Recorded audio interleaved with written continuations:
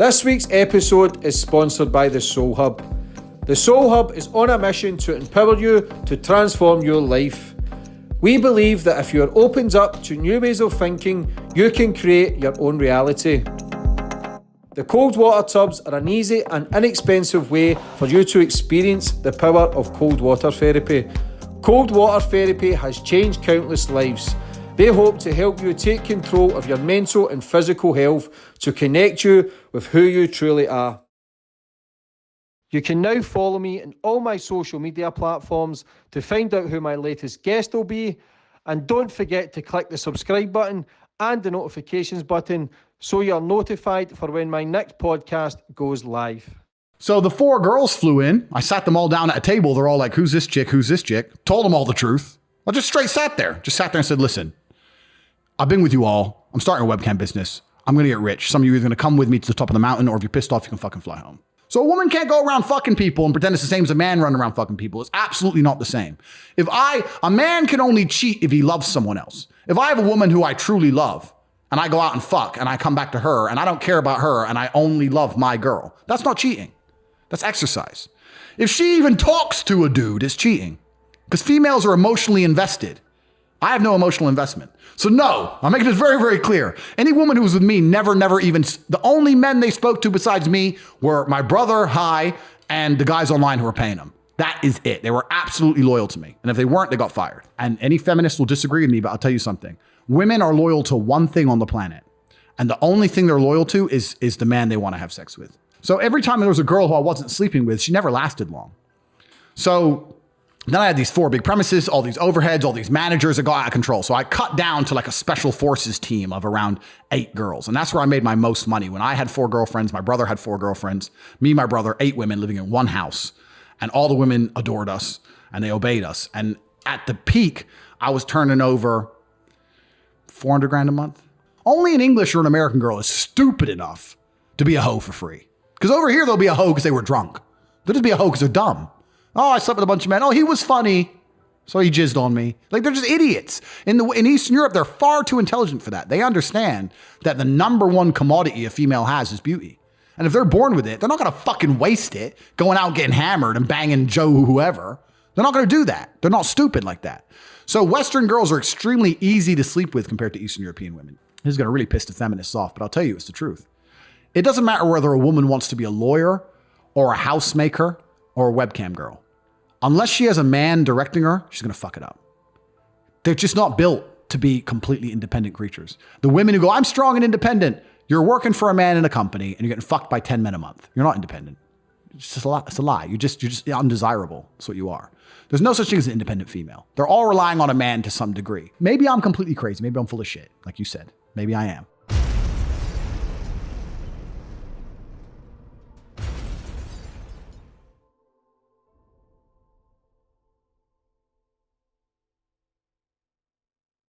Boom, we're on. Today's guest, we've got Andrew Tate. How are you, Andrew? I'm good, man. I'm glad to be here. I've been listening to your strong Scottish accent on the internet for a while, so it's good to hear it. Good to hear it in person.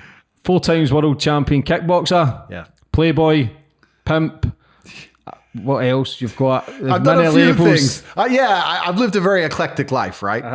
But yeah, I'm happy with those labels so far. Yeah. Except the one pimp. People always say pimp as if it's a negative thing, but I think a pimp is a very positive thing. I hope we get to talk about this and I get to defend the reputation of pimps throughout, history. I don't think they're bad people, so we'll talk about that as well. Because you've got many labeled pickup artists, you drive about Lamborghinis, all the flash watches, travel the world. I think you've got 6 girlfriends, 8 girlfriends. You're making my life sound very, very interesting. You're making my life sound good. Yeah, I do okay, man. I do okay. I just try and live as close as I can to my masculine imperative without hiding who I want to be or what I want to do or letting society program me. And I think if you give a man true free reign, completely be who you want to be and you don't let society program you, he's going to drive a fast car. He's going to have a bunch of women. He's going to want to have a bunch of money. He's going to do whatever he wants, right? We all want to be free. So I try my very best to be free. What is free to you? That's a good question. And especially in the modern political climate with all this corona, et cetera, I think freedom is being destroyed in real time. Even before corona, freedom is being destroyed. If you look at even very basic things, right? Like freedom of speech. If a man isn't free to say what he thinks in the way he wants to say it, if political correctness or hate speech or whatever. If a man can't even express himself the way he thinks it, is he free? You know? And what they do first is they restrict your speech, because if they restrict your speech, then they can start to restrict your thoughts. If you're not allowed to ever say it, then you're probably not going to think it so often. This is why it's done on purpose. So I don't think that society is very free at all. And I think that in regards to keeping our employment, keeping our money coming in, making sure we don't lose our social medias, every single person has to censor themselves to some degree. And I try very, very best to skirt that line, you know, as far as possible. So I feel free. Freedom is the ability to scream when you want to scream, be angry when you want to be angry, smile when you want to smile, say what you want, do what you want. And that's a very, very rare commodity in the modern world. That's extremely rare. So that's what I would consider freedom. Yeah. You're very outspoken. You don't hold back.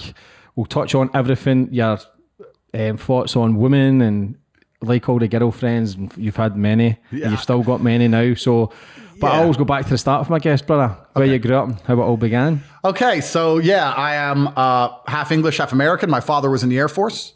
He was based at Chick Sands in the UK. He met my mother. They were fortunate enough to have this perfect child you see in front of you. I have a brother and a sister. We moved back to America, and I lived the first 10 years of my life in the United States. And my father was a chess master. That was his job. After he retired from the Air Force, he's a professional chess player. So I grew up around professional chess players, which is kind of an unusual climate to grow up in, because you're growing up around all these ultra intelligent, semi-autistic. They're weirdos, right? Yeah. You can't be that good at chess and be normal, right? They're like human calculators. They're all a bit strange. And you have ex-KGB members and like math nerds. And it's just a very weird kind of climate. And my father was a chess master, but my father was very unique because my father was also a professional wrestler and had physicality. So you have like a bunch of dorks. Then you have my dad, this big black dude, and he's like competing in the chess world. So I grew up in a very kind of strange world, and I was a professional chess player. I was on my path to being a professional chess player. At the age of 5, I was the state chess champion for Indiana, and I was the best ranked player under the age of 10, and I was on my way. So I played chess for the early part of my life, and then at the age of 11, my mother and father split up. My mom took me back to Luton. Great place. Lovely. Mm-hmm. So from the age of 11, I grew up in Luton. So that's the very beginning of the story. And a lot's happened between now and then, and here I am. So how was that breakup for you? Do you think that's what made you into the man you are today with women and all the shit that you do? Yeah, that's a good question. And a lot of people talk about how stressful it was that their parents broke up. And I mean, obviously I was very, very young. I don't think I was necessarily too upset by it. You know, I was still, my father was very realistic with me, and he said, look, I'm still going to see you, but you're going to England. It is what it is. So I don't think I was particularly upset by it. I definitely wouldn't say I was traumatized by it, but it did alter my life trajectory because I lost my chess coach. Up until then, I played chess 3-4 hours a day. It's all I did was chess, chess, chess. When we left, not only is there no chess scene in England like there's in America. In America, there's lots of chess in the schools and these kind of things. There's no chess scene. Plus I had no coach. So for a while I was kind of lost, I would say. I had 4 hours free a day that I never used to previously have.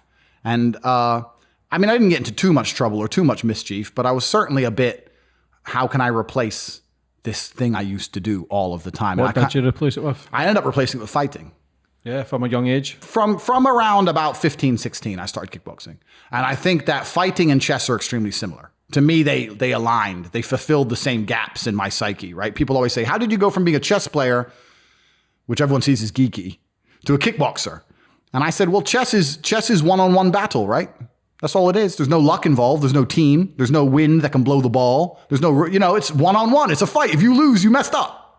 And fighting feels the same for me. So for me, I thought, well, okay, I can't learn chess well enough without a coach. And I can't find a coach in the UK who I trust to teach me chess, but I can find a coach who can teach me to kick people's ass. So that's kind of how it started. How did you end up going through the ranks and winning world titles? Fighting's kind of weird, right? I think if you talk to any fighter, everyone who starts, I mean, lots of people say they had aspirations of being the world title or the world champion at the beginning. I just turned up to training one step at a time, right? I just wanted to be good. So my coach said, you have to train 7 times a week. I was like, okay. So I just obeyed. I was just a worker ant. I just did as I was told. And then you win and you win again and you win again and you get a title shot, you win. And before you know it, you get up there. My first ever world title fight was on 3 days notice. So someone pulled out and I had 3 days notice. I had to lose 9 kilo in 3 days. I turned up, obviously was completely destroyed from the weight cut. Everyone expected me to lose. And I won. But they gave and I'll say I won because I did win. They gave the decision to the other guy. It was in France and it was in Paris and it was me against the French world champion. They gave it to him. But I whooped his ass, right? And we submitted the video to the ISKA, the organization, and they demanded a rematch because it was so obvious I won. And we fought again, and without the big weight cut problem, I knocked him out in the 8th. And I became world champion for the first time. How was that for you? It was good, but I don't ever feel like I'm satisfied. I never won the world title and go, yes, I'm the champ now. It's just like, okay, next. I was kind of always like that. I always had these aspirations. I've always kind of felt, without sounding like a crazy conspiracy theorist, even now to this day, I feel, maybe, correct me, you're a smart man, so maybe this will make sense to you. Do you ever look around you and just look at the world and feel like, kind of like we're in the Matrix, like there's something missing? Yeah. Do you know what I mean? It's just you feel it in your gut. Yeah, something isn't right here. Everything just seems so superficial. And I don't know. I was always looking for this secret. I was always looking for, I wouldn't say happiness or contentment, but I was always looking to try and break out of the 9 to 5, just the normal monotony of day-to-day life. And for a long time, I thought fighting was my way out. I don't know what I was trying to get to. I don't know where it was going to lead. But when I just look at the normal life a lot of people live, that is just absolutely depressing to me. Yeah. I couldn't imagine doing it. I'm not shitting on the normal guy. I'm saying you're a stronger man than me. Because if I was a normal dude working in Starbucks, bro, I couldn't do that. I couldn't do that day to day. I literally could not do that. And I thought fighting will make sure I never have to do that, if that makes sense. Did you ever find this sense of completion? Were you winning world titles or were you still unsatisfied? There's always someone new to beat up, right? Yeah. And then even then, I'm dedicating all my time to fighting, which is actually the reason I retired. I retired for 4 years. I came back last year and I fought 3 times. But I actually retired because one day I woke up and I looked at my life and I thought, I'm giving 7 hours a day to fighting. If I were to put 7 hours a day into something else, what else could I achieve? Because I had a little bit of money from fighting, but I wasn't balling. I wasn't rich. And I thought, what's the point in being the world champion if I can't buy Lambos on the debit card, right? What's the point? So then I thought, well, I want to be rich now. So that's actually the reason I retired. So I was always chasing other things. And then now I've got money, I want to fight again. I'm never happy, bro. This is how it goes, right? You're always chasing something else. But I do feel like to a degree, I have at least partially escaped the matrix I used to be talking about. I kind of feel like I've started to escape. And Corona, as much as it's been a headache for everybody, has helped me realize how fortunate I am in my position. To when everyone else is locked down, I can just get on a private jet and go where I want, right? So that it's kind of cool when they go, there's no flights. I'm like, not for you. There's flights for me, bro. So it's kind of, I felt like I've semi-escaped. So I've kind of got there. When did you start chasing the money? What, after kickboxing? Like you started a webcam business, 75 girls? Yes. Let's talk about the webcam business. Yeah. Yes. So that's the story. So for anyone watching this who doesn't know my story, I'm fighting. I became 4-time world champion. I was 28 when I won my 4th world title. And one day I woke up and I literally just woke up. I looked at my bank. I just won a world title fight, but I hadn't fought in 6 months. By the time I paid all my back rent and paid my car payments, all that, I looked at my bank. I had like $3,000, $4,000 in there. And I'm like, I'm giving up my entire life and I don't even know how I'm going to live. I need to get rich. I want to get rich. So I said to my coach, look, I'm going to take a couple months off and I'm going to focus purely on money.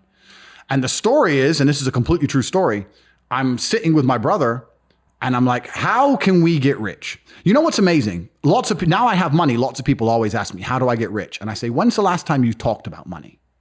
When's the last time you sat down with your friends and refused to talk about anything else but how to make money? How are you making money? How are you making money? How am I making money? How can we make money together? How's that guy making money? How's that coffee shop there making money? Is that coffee shop making money? I don't know. Do they sell cake? No. Why don't they sell cake? Everyone in here is a businessman. If they had a cute young waitress, a girl, instead of a guy, they'd probably sell more coffee. Like no one analyzes anything. They just want to get rich, right? I want to be rich, but they have no plan to get rich.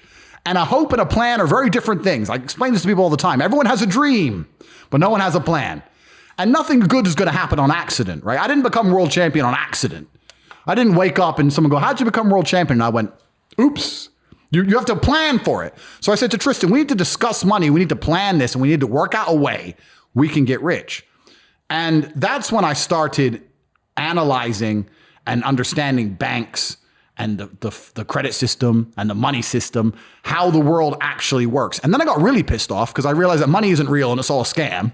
And the banks are destroying us in real time with inflation. And I still don't have any. So I was really mad.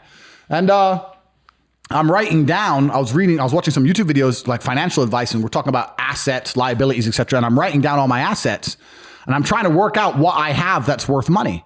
And the only thing I writ down, because I had a car, but what's that worth? Nothing. I'm big and strong, but I'm already fighting. I can't think of anything else to do with that. The only thing I had was, because I'd been fighting all around the world, I had these 6 girlfriends. Right? Because you'd win the world title, you fuck a ring girl, she falls in love with you, you're the big millionaire in London, of course, she thinks you live in the balling life, you're in some tiny apartment with a door locked. So I had these girlfriends, and I thought, well, I can't open a strip club, it costs money to open a strip club.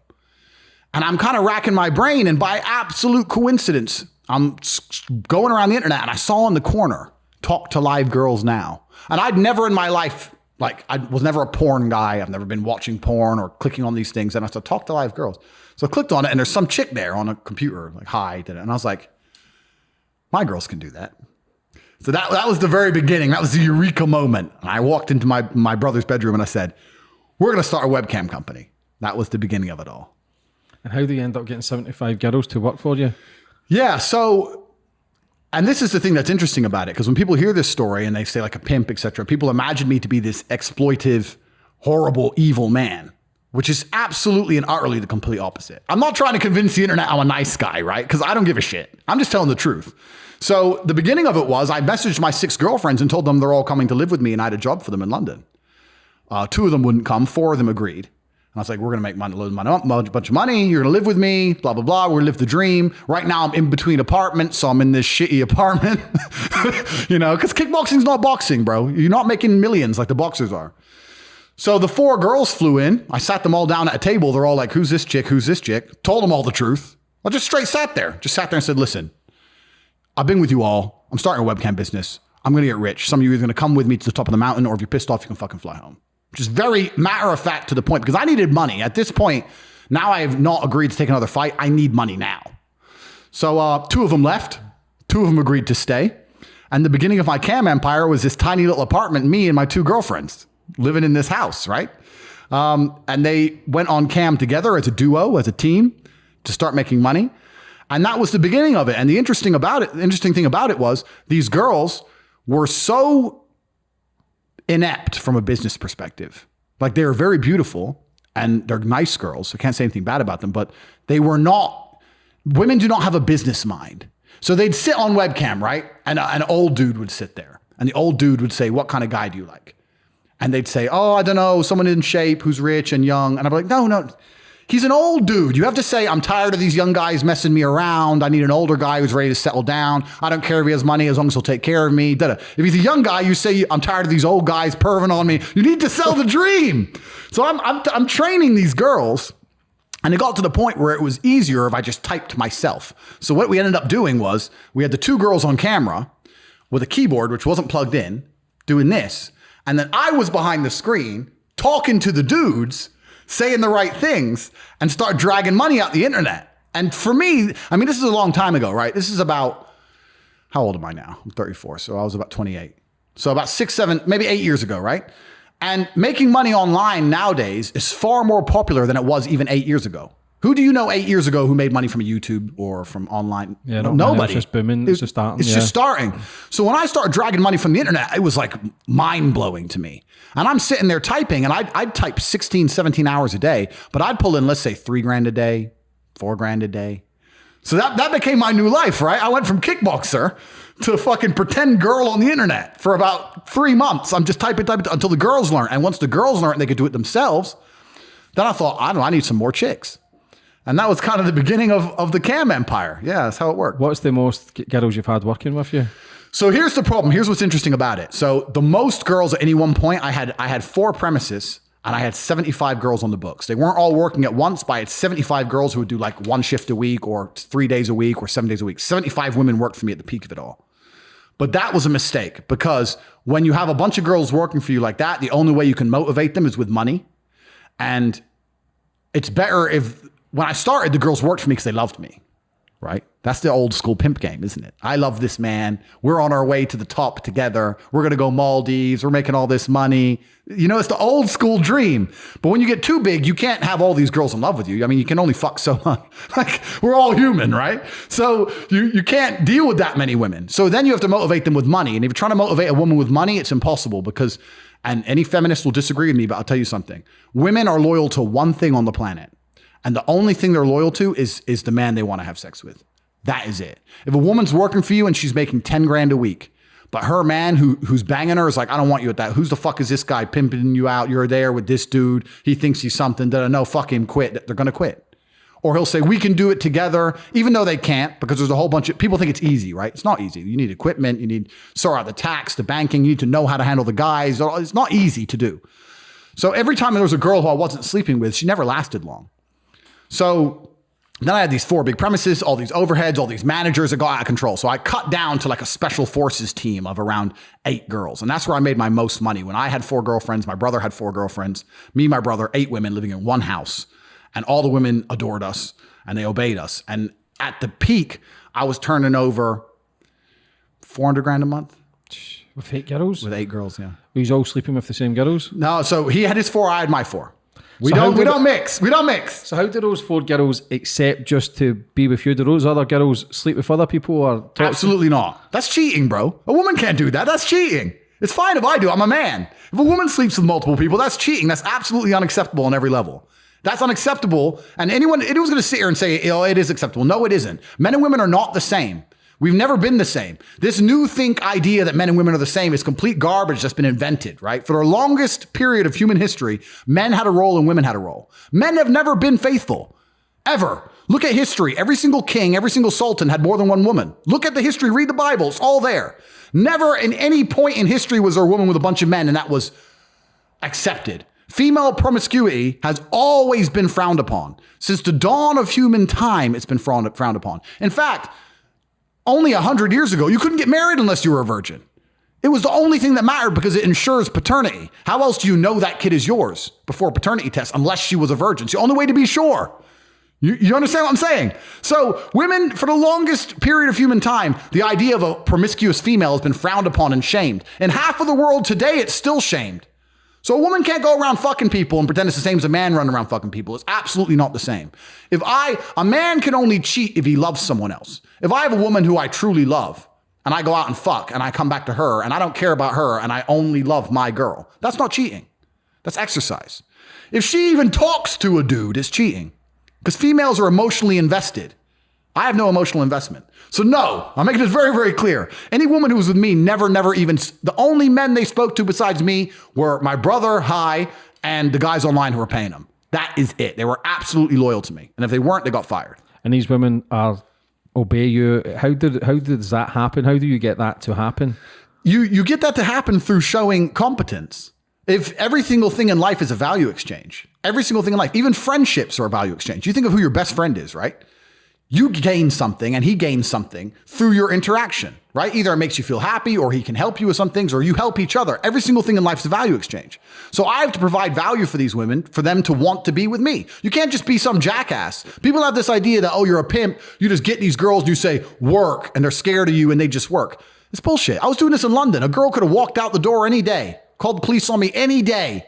And they didn't. They wanted to be with me because they genuinely understood that their life was better if they obeyed me. They genuinely trusted me. And they genuinely also understood that if they're going to be with any kind of high value man, he's going to fucking cheat anyway. So why hide it? Isn't it easier to know the bitch? Isn't it easier to at least suck her tits a bit and join in? Like, what's the point in pretending you're with a guy and pretending he's loyal and he's out doing whatever anyway? There's no difference. So I know it seems like extremely, it seems extreme. But these girls were making good money. They're living a very good life. They're with a man they love. They're with these other girls who are their best friends. And it was a pretty happy environment overall. I had to do a lot of policing because when you're the patriarch of that kind of environment, you do have to do a lot of policing. But all in all, there was no disrespect in the house. There was no arguments in the house. I wouldn't tolerate a negative environment. That's bad for business. There's not going to be any Debbie Downer around pissing everyone off because they're not going to smile on cam. So it was a very happy interaction. And my girls just understood, look, I'm fucking all of you. If you don't like it, leave. What's your opinion on equal rights, women, men, 50-50? I don't think the world has ever been equal. I think this whole idea of equal rights, I do believe we should have equal rights under the law, right? I'm not saying that women should completely and utterly be slaves. I'm not saying that. I'm saying that the modern society we live in has been built by men. Let's cut the crap. All the roads you see, all the buildings you see, everything around you, men built. All of it. When women come along and say, oh, we're just as important, you are just as important, but you had a completely different role. You fulfilled a different role in society. And I think now, if you look at the roles of society, I believe men are still doing their job, but I don't know if women are doing their job. Women's job always was procreation, to look after the family and to look after the man. That's all that they had to do. And the man would go out there and risk his life and spend his time building the modern world. Men are still out here building the modern world. But when they come home now, the girl's like, oh, why should I cook for you? I think women are failing in their role. I think women are failing. And that's down to the propaganda that's being propagated by the system, right? The Western world is convincing women that they're a high value woman if they don't take shit from a man, don't look after a man, and work really hard in a career. And I just think that's asinine. Why wouldn't you want to work really hard for your babies and for your man as opposed to working in some business that doesn't even care about you, that's going to furlough you as soon as Corona comes? What do you think of a man's role on this planet? I think a man's role on this planet is also another thing that we need to redefine to some degree, right? I think a man's role on this planet has changed, but from the dawn of human time, a man's role has always been the capability for violence. This is what men were, right? When I look at the world, I look at it from a societal perspective and I look at it from an animalistic perspective. Society has told us to be certain ways, and then our animal instinct tells us to be another way. So society tells you to marry one woman and be loyal, right?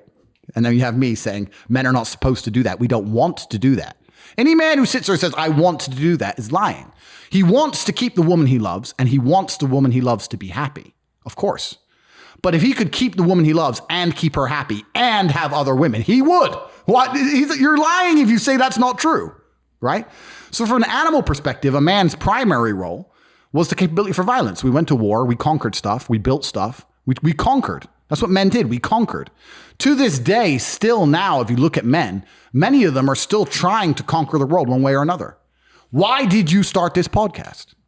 Attention, make a bit of money. Conquer the world. Yeah. This is what I'm saying, right? Why does the CEO work 15 hours a day for some fucking conglomerate while the women don't want to work that much, or they'll work hard, but they want to also have a life outside of work? Why do men give up their lives for work? Is it just for money, or is it because they feel important and they feel like they're conquering?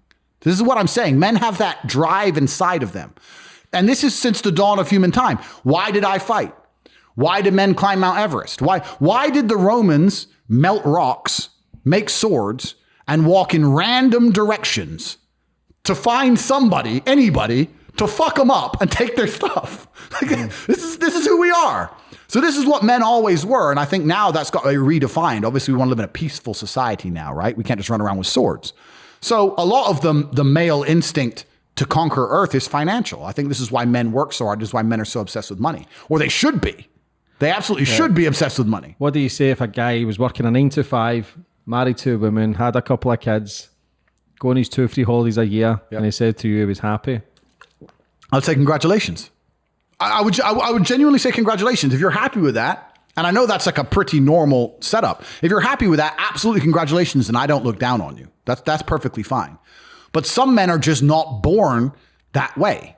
Some men are born with something else inside of them, with a fire inside of them, which cannot be extinguished by beans on toast, TV at night, 9 to 5, sitting around with your wife, a couple blowjobs a month. Some men are not satisfied with that. I know me as an individual, I could not be satisfied with that. That doesn't mean I look down on the people who are. Absolutely, congratulations. But my time on the planet, I guarantee, will be more eventful. I will die with more stories. I would have made a bigger ripple in space-time because I refuse to comply with just the average, this is okay, you'll be happy with this, take it. There's always been that class of person. Even since the dawn of time, there's been the normal guy, and then there's been the dude who insists on conquering the world. There's been Napoleon who says, no, fuck you. I'm taking this and this and this. It depends what you're born with, right? What is that greed? So for you making over $500,000 a month, yep, shagging girls everywhere, yep, Lamborghinis, Ferraris, yep, houses all around the world, yep, were you ever fulfilled? Were you ever satisfied, or did you constantly want more? I think I constantly wanted more, but I don't know Where if... does it end though? But I don't think it needs to end, my friend. Why does it need to end? Why does it need to end? This is it. Like I think one of the biggest mistakes a man can make is to judge his life. Let me reword this. I think a man should have absolutely no interest in whether he's actually happy or not. If I wake up and I'm unhappy, I will do the exact same things as if I am happy. I will go to the gym the same. I will work the same. How I feel has no impact on how I live my life. I don't think happiness as an index is a healthy view for a man to have on life success. Women are different. Women just want to be happy, right? Women just want to smile. They don't care how. They don't care if they deserve it or not. As long as they get to smile, women are happy. That's women. But I think for a man, if you're waking up and going, am I happy? Am I not? You're looking at life wrong. I think of a man, if you put happiness if you move it down the scale, right? And you start looking at, am I successful? Am I competent? Am I achieving things? Am I respected? If you start to look at these indicators of your life, you're going to end up being happier without actually analyzing if you're happy or not. So for me, I understood very, very well that $500,000 a month is good, but $1 million a month is better. And I also very, very much understood that as soon as you stop pushing forward, as soon as you go stagnant, you're dying, right? As soon as you stay in one place, you're slowly on the way down, right? If your podcast, if your channel now were to stagnate in views, you'd be worried. That's effectively dying. It has to grow at all times. So every business has to work. So for me, I was under enormous pressure. I didn't think, I have plenty of money now. It was the complete opposite. I wanted to work harder, more hours. I found the tap. Bro, if there was a golden tap that unlimited money and you had buckets and you took one bucket of money, would you just take that bucket or would you run back and get another bucket and run back and run? I couldn't stop. I couldn't sleep. I'd wake up to go piss at 3 a.m, take a piss. And by the time I finished pissing, I'd be like, I've slept 3 hours, that's enough. And wake the chicks up and put them back online. I couldn't get out of my brain because I saw that I'd replaced fighting, which I loved, with this. And this was my chance to escape the matrix. Bro, this has been inside of me since as early as I can remember. I remember walking to sixth form college. I was 16 or 17 with my 4 friends and a Ferrari burnt past us. I said to my boys, I was like, man, how'd that guy get that car? And they're like, don't know. I was like, doesn't that annoy you? Like, why would it annoy me? Because we're going to school. Our parents are on council estates. Like we're trying to scrape 20 pounds a week to eat. This dude has 400 grand for a car. Doesn't that aggravate you? Doesn't that show you that there's something about the world you do not understand? That you're missing something. And they're all like, not really. And they're all the dudes who are right now at home, 9 to 5, couple blowjobs, da-da-da. I was never that guy. I was pissed off for weeks because I saw some dude in his Ferrari. Do you understand? I was like, no, I have to. So now when I push my Ferrari, I'm like, this is the full circle. This is the universe giving me what I've always been manifesting. Does that make sense? Yeah. So now when people say, Andrew, why do you have 17 supercars? Because I have 17. I have every brand you can fucking name. I have 17 cars. I have over $10 million of cars. So because it was a car, these cars used to piss me off. So now I have to have them all. I don't even drive them. I have to have them. I'm trying to conquer the earth, my friend. Maybe I'm crazy, but this is what I'm trying to do. It's what I've always been trying to do. So I've never been satisfied. To this day, I'm making more money now than I was making in my cam days. I'm still not happy. But I don't judge my life on happiness. I don't look at it that way. I look at all the other human metrics and say, where am I failing? Am I in good shape? Yeah. Am I rich? Yeah. Do I have good friends, good connections? Yeah. Do I do whatever I want? Am I free? Tick, tick, tick, tick, tick, tick, tick. Well, fuck it then. Then life's fine. You know? What makes you unhappy? So now we're going to go to the other end of the spectrum. I don't believe in unhappy. I believe, okay, let me word it this way. I'm happy every day, right? Let's say happiness is a scale. If you're not distraught, then you're happy. And I mean that like 3 or 4 times in your life, like a family member is going to die or something really bad is going to happen and you're going to be devastated. And when you're distraught, you can't even talk. Like, you know, when you're genuinely heartbroken, you can't even speak. You can't even talk. You just want to be left alone and you can't talk. Those days are coming for all of us. Either we're going to die or someone we love is going to die. Those days are coming. This is guaranteed. So until those days come, I'm happy. I'm very binary. Yes or no, 1 or 0. Unless I'm distraught, I'm happy. Now, happiness can be a sliding scale, right? I can be less happy some days than others, but I'm still happy because I'm not distraught. There's a really interesting show I watched a long time ago, and it was a documentary about colors. And it was saying they found this tribe in Africa. And in the tribe in Africa, they had different names for the colors than we have. And they got 2 different shades of blue, which were basically identical. Like blue, one kind of blue, another kind of blue, basically identical. And to them, they were completely different colors. But then they put like blue and yellow, and they couldn't tell the difference. They couldn't tell the difference because the blue and the yellow had one name, and these 2 kinds of blues had a different name. And what they were trying to say is, if your brain is associated a name with something, it's very hard to work out the difference between the 2 things that have the same name. Does that make sense? Yeah. So I'm never unhappy. I'm happy always. Do you understand what I mean? If I'm not distraught, I'm happy. So I never wake up and go, oh, I'm unhappy today. I wake up and go, oh, I'm a little bit less happy today, but I'm happy. I've labeled myself as happy. I've labeled myself as lucky. I'm labeled these things, and I truly believe them. I will pass any lie detector test today that I'm the most content, happy man in the world because that's what I've decided. That's what I've labeled myself as. So how can it not be true? Do you think you can condition the mind to keep saying it to absolutely eventually believe yourself that you're happy? Absolutely you can. I talk to people all the time like, oh, I'm unhappy, I'm depressed. And I'm like, stop saying it.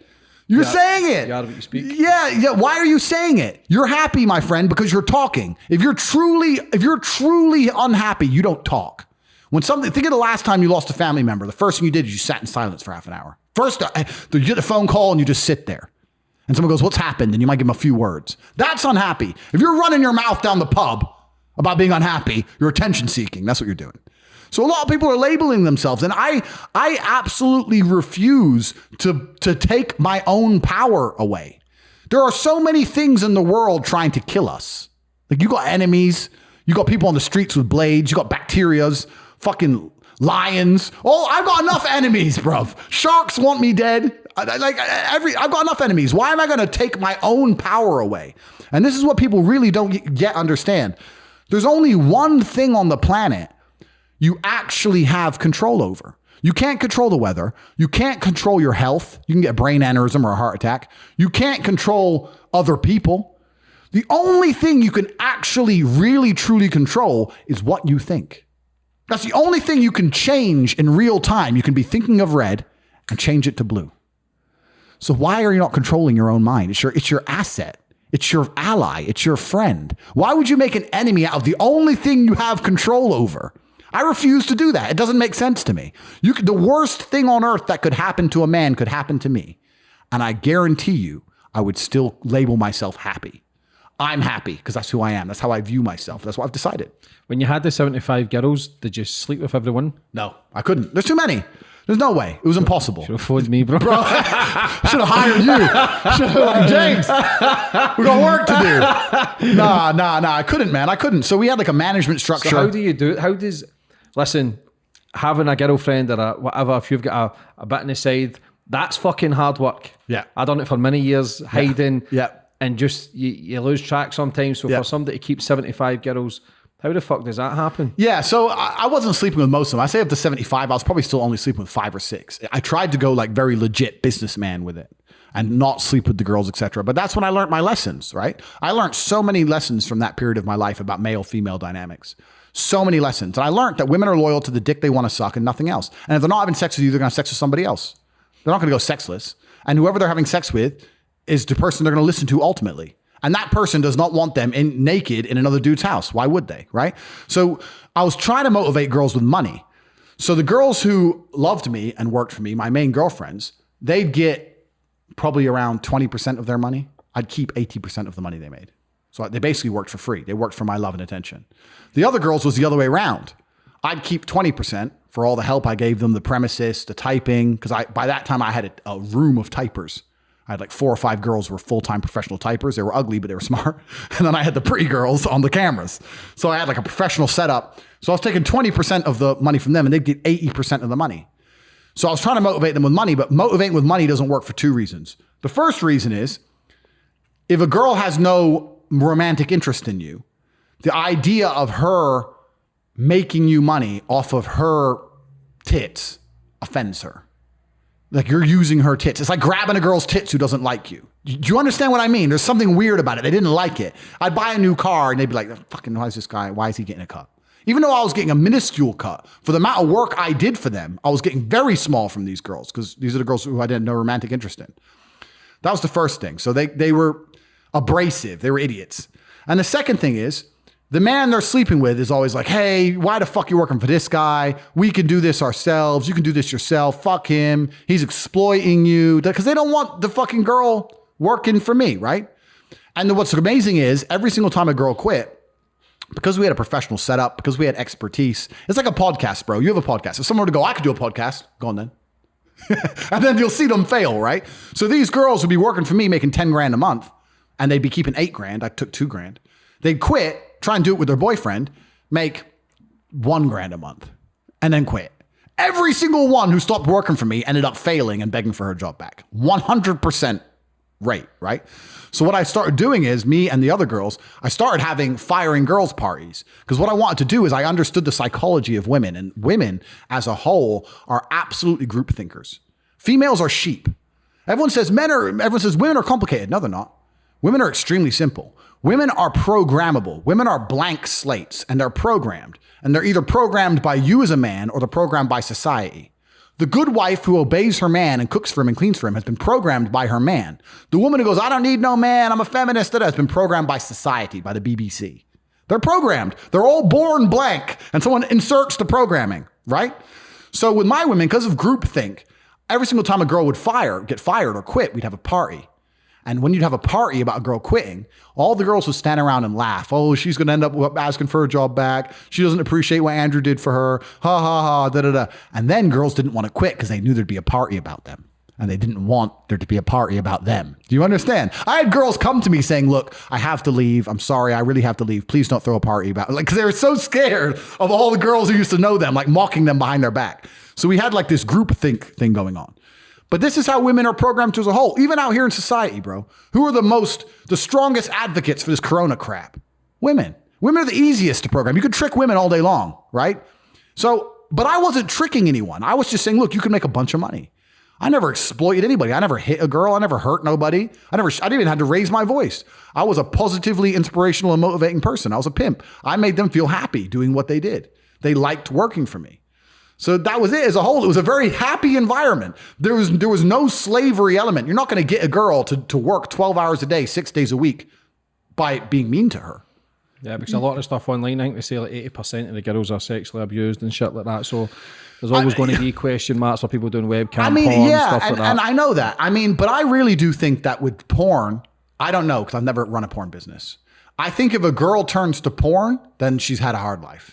Why would you want to be rallied left, right, and center by who fuck knows who on camera? I think there's something wrong with that. I don't think that's a natural feminine mindset. I don't think any woman who's normal in her brain wants that. I think that's wrong. But with Cam, I genuinely had girls who worked for me who had like had a boyfriend for 10 years or only slept with 2 men in their lives. It's just pixels on the screen, bro. Like it's not like people imagine it to be. It's just like, and 99% of Cam is, a Cam girl is much more a therapist than she is a porn star. Like, she can make so much money from showing her tits, whatever, but she makes the big money from making these guys like her, being funny, banter, having good friends, messing around. I had girls who would paint pictures and paint and sell the painting. I had girls who played piano. It was not as sexual as people think it was. It was very much like guys fell in love with them on the internet. How long does it last for somebody to pay? Is it a minute, 5 minutes, 10 minutes? Man, it wasn't even about privates like that. It was if you're a good girl and you're very good at the job and you'd get loyal fans who really loved you, they'd be there every single day and they wouldn't even be buying your time. They'd just be donating you money. What's the worst thing you've seen a man wanting to see? Worst? Yeah. You know, and that's another thing because there's rules on these websites. They can't ask for bestiality. They can't ask for kiddie shit. They can't ask for anything too weird. So, shitting in a shoe. Nah, none of that shit. They're not allowed to ask for that. I've had some funny ones. We had a guy, one of my best girls had a guy called Paul. I think he was from Scotland. Do you know any Scottish guys called Paul? I know a few. Okay, so here's what Paul's up to. So Paul sent her $500. Just tipped it to her. Bang, $500. Please, can you buy some gummy bears? So she bought some gummy bears. And the next day he said, okay, here's what I want you to do. And he took her private and he was paying $5 a minute for this. And I think all in all, he was on there for another $500 worth. So this is a $1,000 interaction. He got the girl to line up all the gummy bears and pretend they were him and all his friends. Right? And she's sitting there with her tits out and all the gummy bears. And she'd have to pick up one of the friends and like, he looks tasty. And then Paul would be like, please don't eat my friend. Please don't eat my friend. And she'd be like, but he looks good. Please, please, please don't. And you'd see him on camera. He's like jerking off. Please, please, please don't. And she'd like put him in her tits, whatever. And then she'd like lick him. And he's literally about to come everywhere from this. Eventually she starts chewing his friend, eating his friend. And he loved it. Please, no, please stop eating me. Please stop eating me. Until she's eaten all the friends. And then it's down to Paul, isn't it? He's the last guy.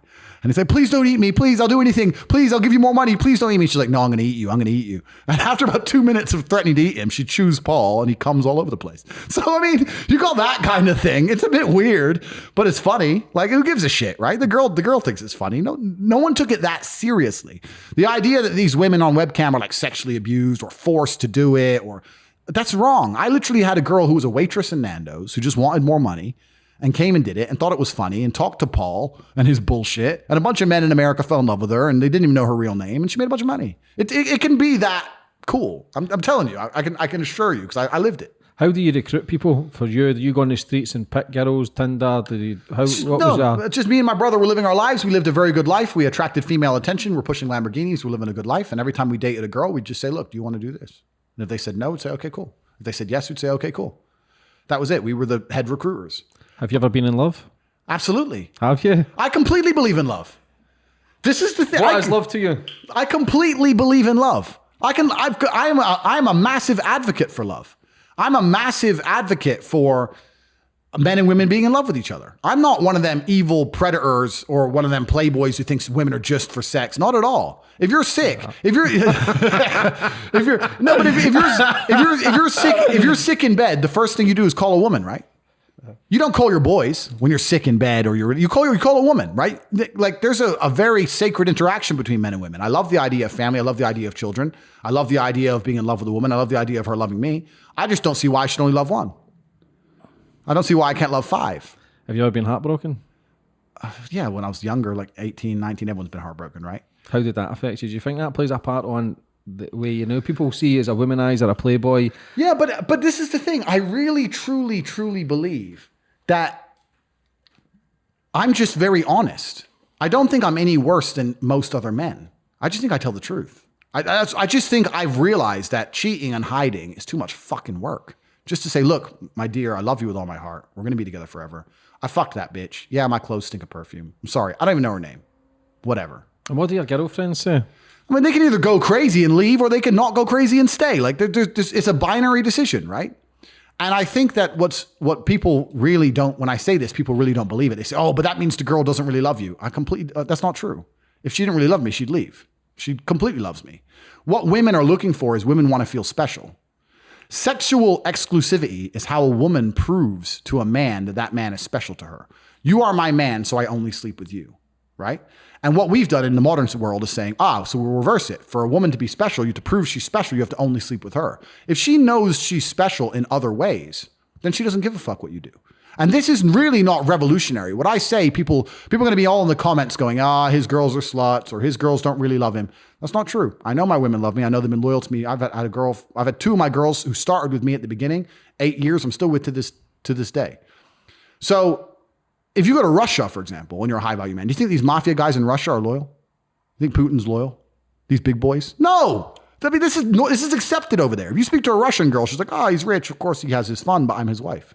It's normal, completely normal. It's only in countries like America and England where a woman's going to go, I would never take that. I'd never accept that. Oh, you're going to let a man pay for your entire life. You're going to push a merc. You're going to have this fucking big G. But if he talks to some bitch one night while he's out drunk, you're going to fucking pretend that that's the worst thing in the world. That's Western bullshit feminist thinking. If you remove the feminism element, that doesn't exist in most places in the world. You go to Russia and live in Russia, every single high-level guy has fucking 3 or 4 mistresses. All of them. Do you have kids? Do I have kids? If I had kids, I wouldn't say on the podcast. But if you had a daughter, say, yep, how would you feel if she came in with a man like you? Be honest. Okay, and this is the thing, and I'm going to actually be completely honest here. I really try and base my worldviews on brutal realism. I try and be a realist, even if it's hard to be a realist. If that man made her happy, good. See, I would cut his fucking dick off. Well, this is and I know, and I understand that. But if she were to say, look, he does what he does, but I really love him. And I was like, does he hurt you? No, he doesn't hurt me, and I'm happy with him. Then I'd be like, as long as you're happy. But it's double standards, isn't it? Why am I like that though? Why Of course it's if I'd double standards. Of course it's double. All the shit that I've done, but yet I don't want my daughter to get treated like that. That's why I try to make some changes to see the world differently, to not hurt people's feelings. And it's, but why has it got to hurt people's feelings? I don't know, man. Like, but this is what I mean. I don't think it does. Sensitive as fuck, isn't it? I don't think it does. I don't think it does. I can tell you now, honestly and utterly, with let's say I have a girl and I take her on holidays, I look after her, she's financially looked after, she's the only girl I sleep next to. I don't sleep, and when I say sleep, I mean like actually sleep. I don't sleep and hug other women. I just fuck other women sometimes. And she genuinely doesn't care anymore. She's like, okay, whatever. Just make sure none of these bitches ever message me, and everyone knows she's the queen. She's with me all over Instagram. Everyone knows she's my main girl. And she really genuinely doesn't care. Why? There's no unhappiness. There's no unhappiness. I know people believe that's an impossible scenario to set up, but it really isn't. Because what's funny is this. I say this to girls all the time. Girls always say, I'd never take that crap. I'd never put up with that, blah, blah, because girls always say that. I say, all right, go to your man right now and demand to see his phone. Because he's going to make excuses. Say, we're going to swap phones for a week. He's going to say, oh, no, because of work, da-da-da-da. No, don't buy his shit. Because if he's making excuses, he doesn't want you to see something, and you know what that is. That's pussy. You know it, and I know it. So go in there and demand it. Oh, I trust him. No, you don't trust him. You just don't want to see the truth because you already know what he's doing. Every woman who's with a fucking G already knows what he's doing. They just lie to themselves and pretend to be blind. The difference between me is my girl hasn't got to fucking live in a fantasy. She knows. Those women who pretend to not know are no better than my woman who actually knows. In fact, I'd say my woman who actually knows is smarter than them bimbos. We're going to sit there and pretend, no, I know. No, I don't need to check on him. I trust him while he's away for 2 weeks. All right. It's garbage, bro. It's bullshit. It's bullshit. Why did you choose Bucharest to live? Good question. That's a good question. So I'm disenfranchised with the West.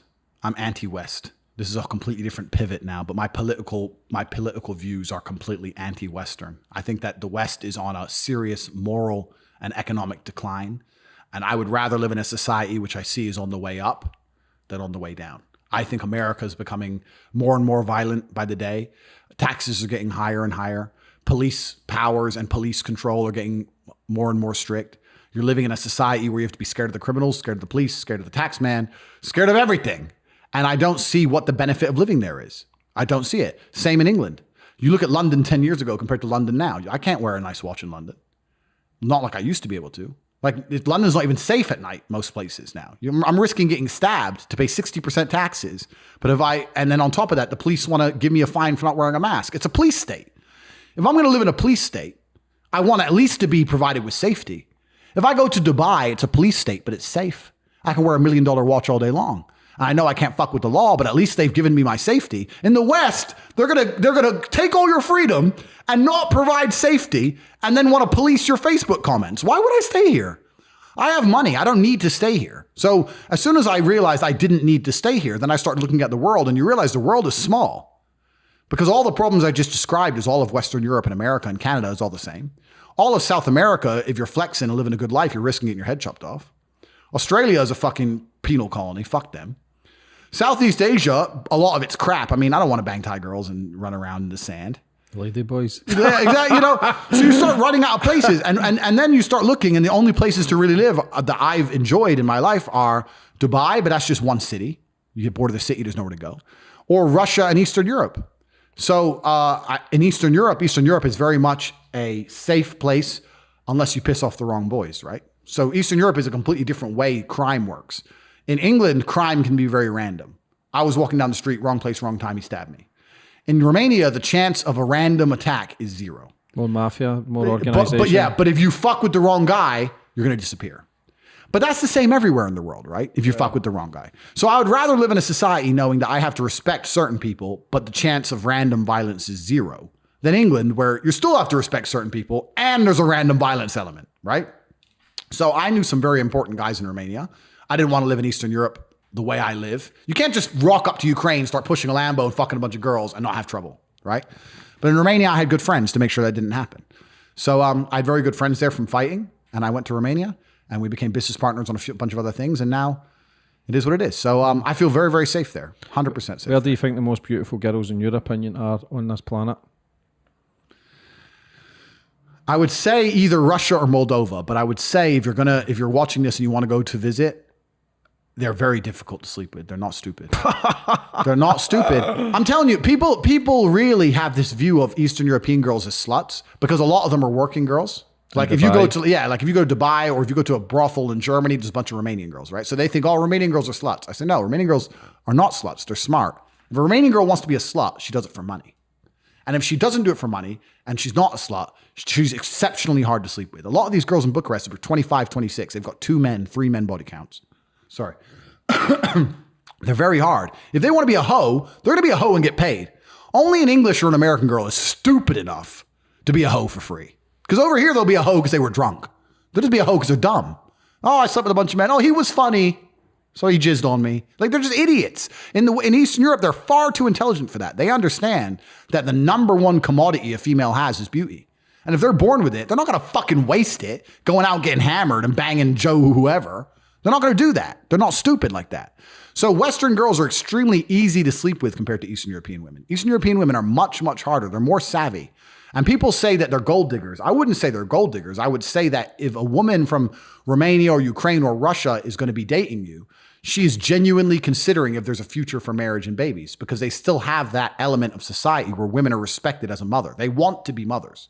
So if you have no money, why would they want a family with you? They're not going to have a good life, are they?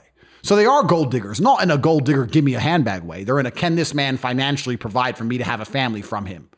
I don't want to go work for €300 a month because that's what I'm going to get. Can this man pay for me? So yeah, they do respect money, but they're much harder to sleep with. So Russia or Moldova. But so I'm saying that now because if any guy goes, Russian women, I'm going to go over there. You're not going to fucking slam nothing same night. You're going to be out. It's going to be hard.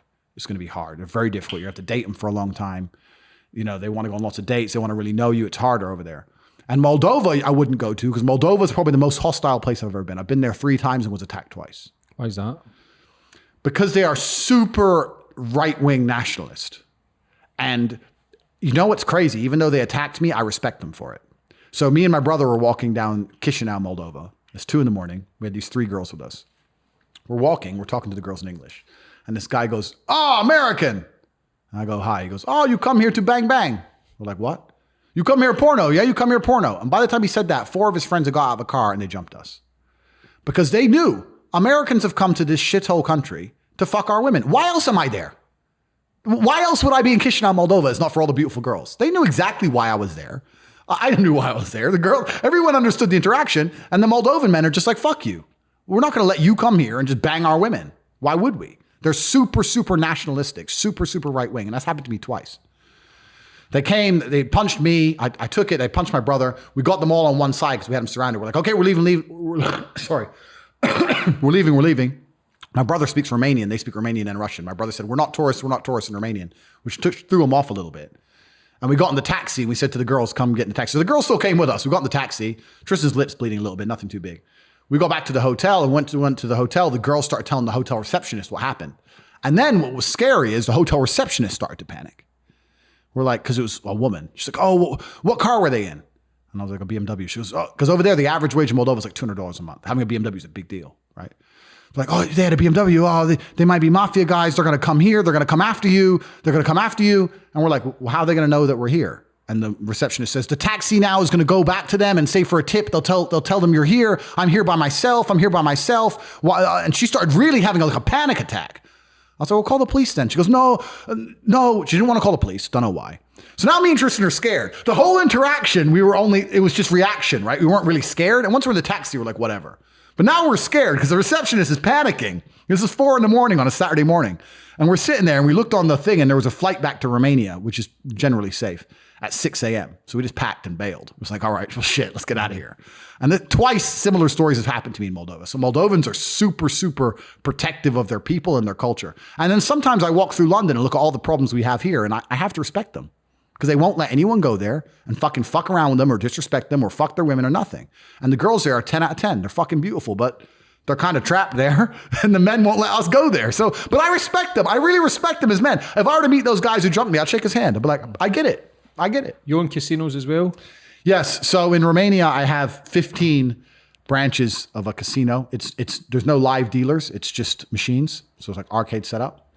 Corona came and fucked that up. So I've been paying 15 rents for a year and a half. So that's been exciting. But yeah, I own casinos as well in Romania. And that was one of the businesses I opened I wanted to open that business for a long time. This actually feeds back into what we were saying earlier about analyzing money, right? So I own 10% of RXF, which is the Romanian UFC. So I own a percentage of the cage fighting organization. And I'm sitting here and I do the commentary, the English commentary. So I'm commentating. And one of the main sponsors is this casino brand. And this casino brand is owned by three brothers. And they have 400 locations from Estonia all the way down the east of Europe. I overheard them say something like they turn over like 18 million a day or something ridiculous money, these three brothers, right? And I went to them and I said, because they're sponsoring the show, I said, look, guys, I want to open some casinos. I want to get involved in this moneymaker. And they kind of looked at me, typical Eastern European mafia. Imagine, fat, bald, cigar, exactly like you'd imagine them to be. And they're like, why do we need you? Like, if I want to open a location, I send a picture in a WhatsApp group of a building, and 2 weeks later, there's a location. What do I need you for? I was like, okay, valid point. Well, I'm going to find a reason for you to need me, right? So a few years go past. We're kind of talking back and forth. They won't let me franchise with them. They're not interested. And then I came up with this plan. I went to them one day and I said, look, how about this? I'll pay to open locations, so it costs you no money to be involved. I'll give you a percentage of turnover, not profits. Even if it makes no money, you're making money because it's pure turnover. And I'll open up directly next door to your number one competitor in Romania. So I'm going to go to war for you with my money because I'm right next door to your competitor. The location may not make money. I'll lose all my money, but you're getting a percent of turnover. You ain't got to do anything. Doesn't cost you anything. You make money, and it's just pissing your competitor off. At worst case, it annoys number two in the country, right? And they agreed. So I opened up next door to the competitor, and then I have to try and make money, right? So this goes back into what I was saying earlier, because people always say to me, how do you make money, Tate? You have to sit and genuinely think and analyze. So I opened up this casino next door to my competitor, and 2 doors down, there's a Starbucks. Line for Starbucks is going out the door. Starbucks is always busy. So, okay, so I put a huge sign up, a massive sign up saying free coffee. And I had a really cute little waitress, and I bought a very expensive coffee machine. And what happened is, because the line for Starbucks was so long, the dudes would go, well, I'll just go get free coffee in there. And then they'd gamble their $5 instead of buy the coffee. And the girl was always pretty. She was instructed to flirt with them and make the nice coffees. And I started to make a lot of money. And for about 6 months, I was top of the world. And I ordered a Bugatti Chiron, paid for one of them. That's on about $1 million. Yeah, that's 4.2. What? 4.2. 4.2 million? Yeah. Shit. Yeah. So I need to get into the casino game. I bought a Bugatti Chiron. That's my 18th car. That's on the way. I already have every other car there is. And then Corona came. So, I'm okay for money, of course. But then Corona came and shut me all down because they've closed everything. I probably shouldn't say this on the internet, but I'm going to. Romania is completely corrupt from head to toe, right? So when Corona came, through fighting and through these things, I have a very, very extensive network in Romania. I like to make this very clear. One of the reasons I love living there so much is because I'm at the very top echelon of society. If I need to speak to the prime minister, I can make that happen, right? I can't do that in the West, yeah? So we went and met with some members of parliament, and they're like, well, it's not us, it's European Union directed all of this COVID lockdown garbage. They knew COVID was a scam. They knew it. Everyone knew it. European Union told us to. They gave us billions in relief funds, bribes to listen. So we can't really open them. You can open them if you don't put the outside lights on and you just like on the sly. So I did a deal with them to open them on the sly and pay bribes. So I was open for like the first month with bribes, but the bribe kept going up because it's Romania, right? The police chief would come, he wants some. And the police chief would call his mate, who's the fucking, fire inspector, some jackass, he'd come. Then the alcohol licensing man would come. It was just like everyone's got on the phone like, hey, this casino's still open. They'll pay you to go away. So before you know it, every 5 minutes, someone's in the door for money. And we weren't making money, so we had to close down. So we've been closed we're still closed to this day. We're still waiting to be reopened. And nobody feels sorry for the casino owner. It's kind of hard to play the pity card. My business has gone under. Everyone's like, who gives a shit? Fuck you. You got Chiron. So I'm just stuck here right now. So I'm just living my life traveling the world. So when you're buying your cars and stuff, is it still the same fulfillment? Is it still the same happiness? Or is it just, nah? I love cars, right? But you know what? I'd be happy without any cars. Yeah. I'd be happy without any money, man. I would be happy. Did you always be like that though? No, I was always driven. As long as I felt like I was getting somewhere, I was happy. And if you took it all away from me now, I would start to make progress again. If I lost everything today back to flat zero, by tomorrow I'd be making some progress, even if I had 1 pound as opposed to 0. As long as I feel like I'm doing something, I'm happy. This is how life works, right? If you even let's take cars. You're driving at 200 miles an hour. You don't feel it. It's accelerating to 200 miles an hour that you feel. You don't feel once you're doing the speed. You feel the acceleration. It's the acceleration that's exciting. You need to feel the change in your life to benefit from it. If you're born, I think the most miserable people on earth are those people who are born filthy rich. Imagine being born as an oil sheik. Money has no value. A Ferrari, you think it's going to make you happy? Has no value. Nothing has value. Everything is just whatever. Girls have no value. You can buy unlimited hookers. You can buy unlimited Bugattis. You can buy whatever you want. Diamonds. It doesn't mean anything. You have to be broke to appreciate being rich. You need that. So anyone who's sitting there going, oh, I want money. Good. You need to feel how you feel now. Being poor is what's going to make you happy once you have money. This is a very key element to it. But I think it's the journey, not the destination, right? So there's still a whole bunch more for me to fucking waste money on, my friend. You put a post out on Twitter, something about, was it Star Wars and was it a Lamborghini or something, but it caused a shitstorm. What was that post? Yeah, I really upset the Star Wars fans, and I made a point that I've never watched Star Wars, and every time I say I've never watched Star Wars, people are like, oh, you have to see it, you're missing out. And I said, I've lived a very good life, and I'm a multimillionaire, retired world champion kickboxer. I feel like you've missed out. That was the point I was trying to make, as in, I don't need the movie to feel like. Did you not have a picture of a car or something? It was me in a Bentley, yeah. And everyone's like, that's not your car. And it blew up in like the geek world of Star Wars, right? So I've kind of gotten viral. So all the geeks of the world hate me. But is there a lot of jealousy towards you? I don't know. I really do believe in, don't want to go too airy-fairy, but from a karma perspective, I do believe in that if you're good to people, in general, in 99% of cases, if you show people respect, they show it back. And I'll tell you something now, and a lot of people comment on this about me. I didn't even realize how, not important, I didn't realize how overt it was until people tell me. People tell me all the time. I'm super nice to like wait staff. I tip massively. Like I'm a very positive person. No one interacts with me and it's negative unless it's genuinely beef. Do you understand? Like I try my very, very best to come in, say hello to everybody. If I'm at a hotel and I'm eating and it's a buffet, like these buffet hotels, I'll finish the buffet and I'll go up to the chef and say, that was amazing. Very good. Who's ever complimented a buffet chef? Nobody. They stand there all day, cooking all day. Some fucking Egyptian dude, right? Making very average food. And I'll eat his average ass food and go tell him good job. And his face will light up like you would not believe. I really believe in spreading positivity as a whole. I do believe in that. I don't see any reason to be negative. I mean, I'm sure there's people who hate me. There's people who are going to listen to this podcast and go, this guy's full of shit. This guy, da. But I don't need to lie about anything I've ever done, right? I don't need to lie about the life I live. I don't need to lie about my interactions with females or the money I make or anything. And what's really interesting to me is I now am getting quite big. I get recognized all the time. When I was in America, I got recognized on the street. I got recognized on the street everywhere, from Instagram or from my YouTube channels, etc. And there's two kinds of people. There's people who are jealous of me and angry by what I say. And then there's the people who say, can you teach me something? Those are the smart ones, right? If there's someone who has something I want, even if I don't like him, I would think, well, he must know something that's useful to me. Is it better for me to make friends with this person and try and learn from him, or leave a hateful comment on his YouTube? What's going to benefit my life? Do you understand what I mean? Because I'm not going to read the hateful comment. What are you typing it for?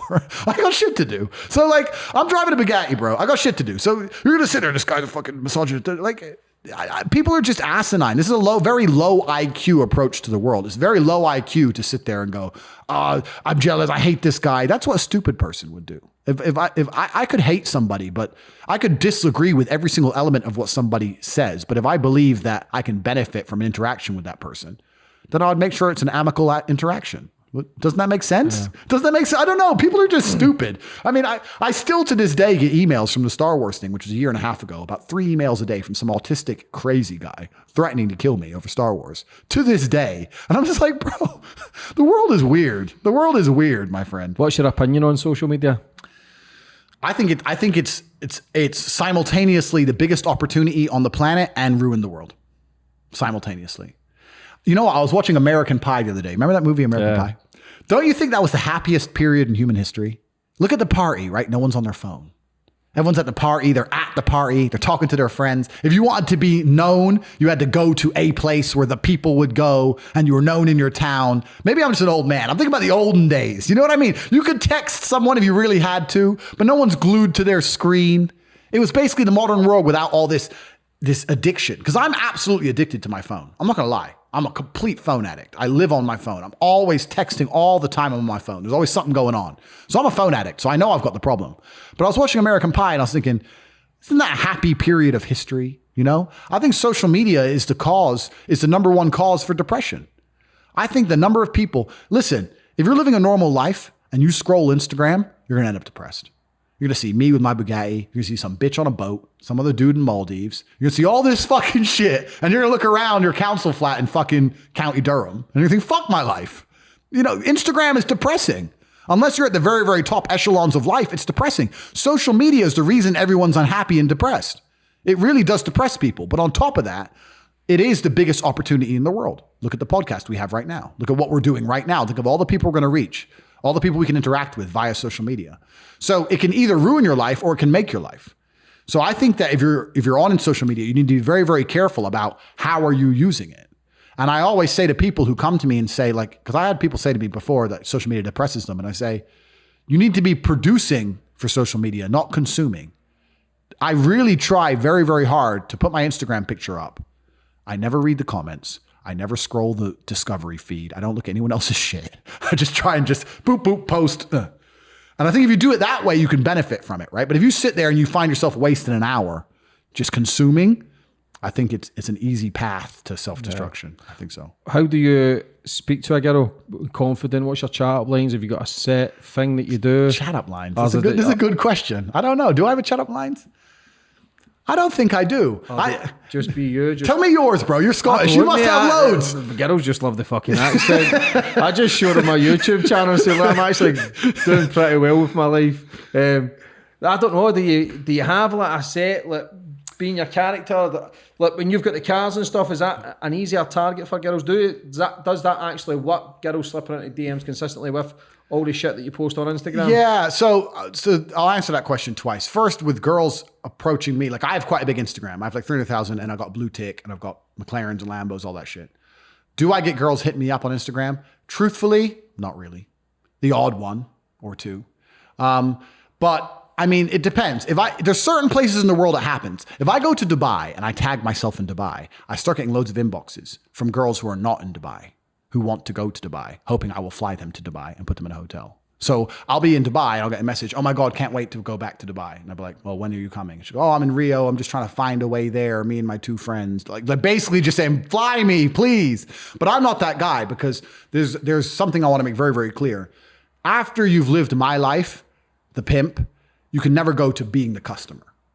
I can't be the customer. I can't pay for sex. I can't, like, if there's a girl who genuinely loves me, of course I'll take care of her and I'll fly her. But I'm not going to fly some random bitch I've never met and put her in a 5-star just for a bit of sex. I can't do that as a man because I don't want to ever feel pimped. I was the pimp. I can't go down. I won't enjoy that interaction. I can't do that. So I can't be a customer. So I'm a terrible sugar daddy target because unless I know you actually love me, then of course I'll take care of you. But if you're like, oh, buy me this handbag, I'm like, fuck you. Like, and it's not about the money to me. Of course I can afford it. It's just, fuck you don't deserve it. So a couple times I get that kind of thing, but in general, not really. In fact, I would actually say I'm too overt on socials. I think I put a lot of girls off. When I was smaller, when I was about 40,000 followers and I just got the blue tick and I was a lot calmer, I'd get a lot more replies from DMs than now. If I DM a girl now, they'll look at my page and go, no way on God's green earth is this man going to settle down and marry me. He's just going to fucking run around and bang everything that moves. I ain't got time for it. So I think I've gone too far with the socials. Yeah. So that's that. But as for chat lines and stuff, I think women are fantastic. You know, they talk about women's intuition. It's real. Women's intuition's a real thing, man. They've evolved with it. They've evolved to sense danger. Just like we used to said earlier about humans as an animalistic. Women have evolved to tell if you're a creepy weirdo. This is like this is to preserve their life. It's a preservation strategy. Women can talk to you for a few seconds and go, something's wrong with him. He's odd. They're good at detecting things. So I don't think it's very much what you say as it is how you say it. And I know that's a bit cliche. But if you come across and you're genuinely confident and they can genuinely feel a vibe from you that's not creepy, you can say anything. I think you can go up to a girl and say, excuse me, sorry to interrupt to her friend, be very polite and say, I just want to say you are absolutely beautiful. And if you say that in a way that's calm and nice and cool, and you come across nice, I don't want to ruin your night or nothing, but I'm going to buy you both a drink and I'll leave you alone. They're going to be, oh, okay, cool. I think you don't have to say anything fancy, right? But if you come over and like, oh, and you fuck it up, then you're a weirdo. So it's all about the delivery. I think that's how it kind of works. What is a pimp to you?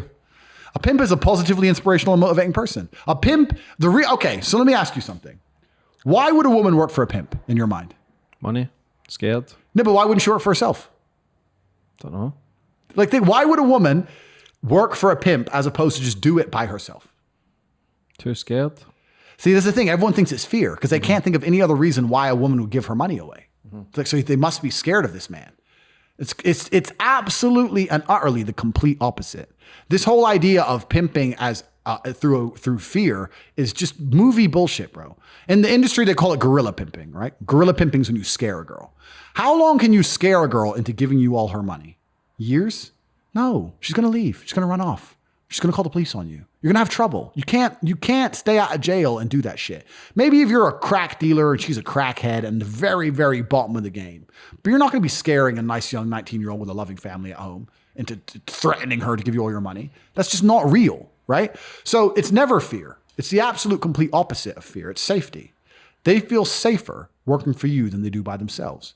So even with webcam, they'd feel safer working for me than they would by themselves. If a girl's doing it by herself and the computer fucks up, she can't fix it. If the tax man calls, she can't fix it. If she has a bad day online, she starts feeling self-conscious. I got my tits out and nobody paid attention to me. Now I don't want to do this anymore. I'm self-conscious. If she works for me and says I had a bad day online, I'd say, no, that's not your fault. There's a huge football game on. Yeah, it's massive. The whole website's dead. In fact, you did the best. All the other girls did really bad. You did the best. Really?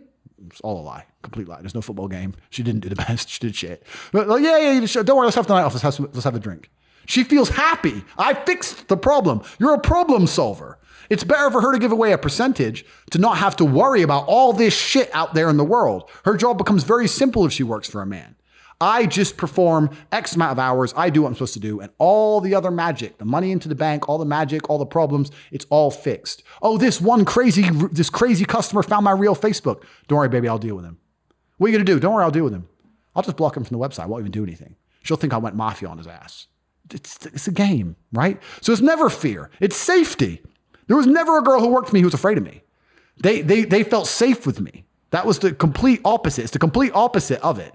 And what's really interesting is, this is going to really piss the feminists off, but I'll tell you it's the truth. It doesn't matter whether a woman wants to be a lawyer or a housemaker or a webcam girl. Unless she has a man directing her, she's going to fuck it up. They're just not built to be completely independent creatures. The women who go, I'm strong and independent. You're working for a man in a company and you're getting fucked by 10 men a month. You're not independent. It's just a lie. It's a lie. You're just undesirable. That's what you are. There's no such thing as an independent female. They're all relying on a man to some degree. And if a woman wants to be very, very successful in her life, no matter what it is, whether she wants to be a gymnast or whatever she wants to be, at some point there's a man in charge telling her what to do. If you want to be the best webcam girl in the world, you want to make 50 grand a month, you need a man to make sure you do it right. And another reason that they work for a man is because women are intrinsically lazy. If you show a woman how to make $1,000 in an hour, she'll think, I can work 2 hours a week. If you show a man how to make $1,000 in an hour, he thinks I can make $18,000 a day. We think about the world different, right? So there's no way any of the girls who quit and stopped working for me, they'd fuck around with it. They wouldn't be serious. I'd make their ass do their shifts and it'd make a bunch of money, right? So this is just the dynamic. The dynamic's beneficial for everybody. A woman will never work for a pimp out of fear. Never. That whole view on it is wrong. It's completely wrong. They will work for the same reason a woman will work, or a man or anybody will work for any other corporation. I benefit from working for this corporation. I benefit from working for this person. That's all it is. There's no fear element. There's zero fear element. How many levels in the pimp game is there? When you look at the corners, say you get the street hookers, Yep. You've got the people maybe addicted to crack, you've got the little man driving about in the bike, and then you've got the Bugattis, the webcams. How many levels is there? All right, so how many levels are there in the pimp game? This is a good question. I would not consider myself at the top of the game. Why? Because you know who's at the top of the pimp game? Every other job out here besides my one. If a girl worked for me, she got 20% of the money. Do you think the person working for McDonald's gets 20% of the money he rings up? You think the person working for Starbucks gets 20% of the money they ring up? They're getting less than 1%. That's pimping. You want to talk about pimping? They'll make you stand your ass up behind a fucking till all day in the cold, in the heat, flipping burgers for minimum wage while taking thousands and thousands of dollars in an hour, and they're going to pay you $7 an hour. That's pimping. Don't worry about what I'm doing. I'm buying the girls Gucci handbags and giving them 20% of their turnover. I'm a shit pimp. I'm terrible. All these businesses out here, they're the kings of pimping. You don't know what pimping is? A government locking you in your house, telling you that you're going to go broke, lose your company, and your children are going to starve, but it's for your safety because you might catch the common cold. That's pimping. You want to talk about the pimping of the world? I'm very low down the scale, my friend. There are much higher levels than me. This whole world is a pimp game. There's two kinds of people. There's pimps and tricks. That's all it is. You're either the pimp or you're being pimped one way or another by somebody or something. I was nothing.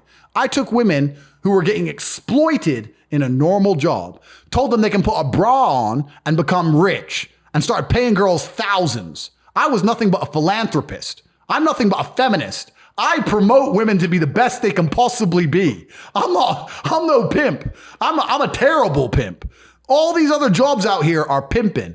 The BBC, when it convinces women to not have children and to dedicate their lives to some bullshit career in PR, that's pimping. People are getting destroyed out here. I never installed a frame in a woman's mind that was negative. I never taught her to do anything or be anything or think anything that was going to be detrimental to her life. I made sure every single action she took benefited her. It benefited her bank account at least. I've never done anything bad to anybody. A lot of people out here go, oh yeah, but you exploit, Man, we can walk across there to that McDonald's and you can talk about exploitation. I'm a shit pimp. So you want to talk about the levels of pimping? Everything above me is a better pimp than me, man. Everything. What do you think, like, everything that you're doing now and looking back in your life, still young, 34? Yeah. What do you think? What's your honest opinion? Are you happy with it all? Or do you want, obviously you say you want more, but... I've lived a very, very eclectic life. And I really believe that the key to my experiences and the key to how I view the world is the fact that I've lived such an eclectic life. I have had such different experiences. I've been broke. I've been a millionaire. I've been a pimp. I've been a fighter. You know, I've done so many different things. And I really think that, like we said, it's the juxtaposition. It's the contrast that makes life interesting. I'm happy with every single element of my life. And even if I wasn't, I would refuse to admit that I'm not, right? This is the life I've lived. I accept all of it. If I've made a mistake in the past, it was the best thing I believe. At the time, I thought it was the best thing to do. This is another thing about people. I get, it's kind of weird. On my YouTube channel, I talk a lot about like mental rigidity and these kind of things, right? And I get a lot of people messaging me and they're very like, look, I'm very depressed, but I've been watching your videos and I want to kind of think like you. I want to be happier, etc. I made this big mistake 2 years ago and I lost my wife, whatever. And I try and explain to them that if you did what you believed was best at the time, hindsight's a bitch, right? If you did what you believed was best at the time, then what are you mad for? Every mistake I made in my life, at the time, I thought I was doing the right thing. So I'm not going to be mad at past me. And every single bad thing that's happened to me, every single piece of trauma that's happened in my life has led me here. So if you're happy with where you are currently, then you have to be happy for every bad thing that's ever happened to you. Genuinely, right? If you look at your life now and go, I'm quite happy with where I am, then you have to be happy with every single shit day you've had because you wouldn't end up here any other way. You know, I wouldn't have grown as a man if my father didn't die. You learn a lot about yourself as a man when your father dies.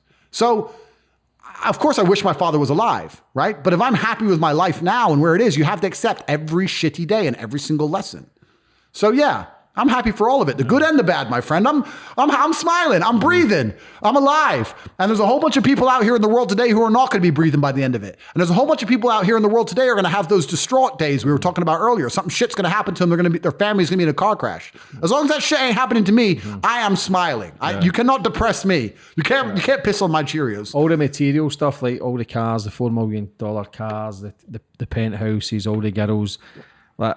When you're achieving all that and when you're doing all that, how does your dad ever come into your mind and think, fuck me, I would give all this up just to spend another day with him? 1000% I would. Not even fucking close. It's not even close. I'd give up absolutely everything to be with him. But you know what's funny? I'll tell you a story about his funeral. My dad died when I was in Romania and I had just moved my business from London to Romania and I was in this apartment with 6 girls and we were supposed to work, and I just bought all new equipment, and I had to leave England, and I bought this new house, and I spent all my money, right? I was supposed to have a bunch of money. This was before I got big. So I had some money, but I spent all of it. And then my dad died, of course. And then I was supposed to go to his funeral. So I was going to have to get up and leave Romania, fly all the way to Alabama, stay in America for a few weeks. And then I knew by the time I came back, all the girls were going to quit or leave and all this kind of thing. So I had to make a big decision. And I remember when I first started making my money and my dad was still alive, the first thing I did with my money, was retire my mom. It's the first thing I did. So how much do you get paid? She told me. I said, I've tripled it. You're not working anymore. So I retired my mom, and I had to make the choice whether I stay there and focus on the business or go to my dad's funeral. And I remember my dad's lessons. My dad would have been furious if I fucked up the financial stability of the family and of my mother and of my brother to just go to his funeral. My dad knew I loved him. I spoke to him every single day. And from what he taught me, he's a chess player. He's a logical man, right? Get your business running, then come to the grave, do it that way. So of course I would have rather, if I could give all this up now to get my dad back, of course I would, but I can't, right? So what's the best thing to do? To live without my father poor or live without my father rich? Like those are the two choices. I may as well do it rich. I made the choice to miss his funeral, to take care of my mother, to build my empire. It's paid off fantastically. To this day, my mother's still retired. You know, my mother was, at the time, she was cleaning dishes in a school kitchen in Luton. And now she gets to drive a nice car and live in Spain for most of the year. So I did the right thing. And I know my father, if he's looking down on me, would be very, very proud of me because I made the logical decision. So of course, there's things far more important than material things. I say this all the time because when you have money, people think, he has money, but he doesn't have anything else. You know, all he has is money. And I say, well, there's not much above money. You have love, right? Of the people who you care about and they care about you. You have health because nothing's worth anything if you're dying, right? There's no point in being a billionaire if you're sick. And after love and health, what can't money buy? Isn't that number 3? You know, like money's extremely important. Trying to say money doesn't matter is a coping mechanism. It's a coping mechanism that poor people have so they don't shoot themselves in the head. The smartest thing rich people ever did was come along and say to all the poor people, money doesn't make you happy. Don't worry. I'll keep all the money because it doesn't make you happy. Have you seen any of them give it away? You ever seen a rich man give his money away?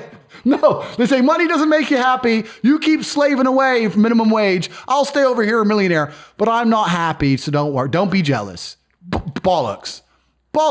I know plenty of people out there who are millionaires who have a loving family, a loving wife, who are in perfect health, and their life is fantastic. Like me. So just as soon as you get money doesn't mean you lose love of your family and shit. That's not true at all. Do you get people saying to you, he's just masking something? Or... Yeah, of course. Oh, like, what's the one they say? If you have a fast car, you have a small dick, right? And they're like, they say that though. You're compensating. It's like, bro, maybe I can just afford it and you can't. Has that ever crossed your mind that you're broke and I'm not, and I may as well just buy one? How does a feminist come towards you? Do they target you? Well, yeah, the reason I upset feminists so much is because the typical feminist tactic is to cancel somebody, right? To come at somebody and call them misogynist and call them all these things, and then that person loses their career or they're slandered. You can't slander me because I will state right now that I am absolutely sexist and I'm absolutely a misogynist. And I have fuck you money and you can't take it away. So I'll say what I want because I'm a realist. And when you're a realist, you're sexist. There's no way you can be rooted in reality and not be sexist. If you're about to get on a plane and that plane is going to fly through a hurricane and there's a 50-50 chance of it crashing and dying, do you want a male pilot or a female pilot? Just a fucking good pilot I want. That is such a politically correct answer, and it's a lie. Is that? We all know you'd want a man to fly that plane. You would not want some woman to walk up the stairs. Hi, guys. About to go into the hurricane. You'd be like, what? Whoa. Give me an old white-haired man. Everyone knows it. You're about to have brain surgery, and there's a 3% chance of success. 97% chance it's going to fuck up and you're going to die. Are you more confident going to sleep seeing a man surgeon or a female surgeon? To be honest, man, it would be to get the fucking, I don't know, whoever the best was at the time. Well, that's good. And I respect your very neutral view on the world. But I'll tell you in my life experience, because this is how we view the world, right? We're all biased. We're all biased based on our experiences, right? I have seen so many women fail to park and crash cars and do dumb shit. I do not want a female pilot flying me through a hurricane. I've seen enough female driving of all vehicles to know that that shit is a bad idea. And I want a male pilot. Am I sexist? Yes. Why? Because of my experiences of the world. I am a realist. I am absolutely and utterly a realist. And if you're a realist, you're sexist. I believe women are better at some things and men are better at some things. I do not believe we're equal and all the same and we can be interchanged. I believe that certain roles suit females and certain roles suit males. Let me ask you another question then, because you're Mr. Non-sexist. Let me ask you another question. Would you drop your child off in a daycare where it was run only by men? No.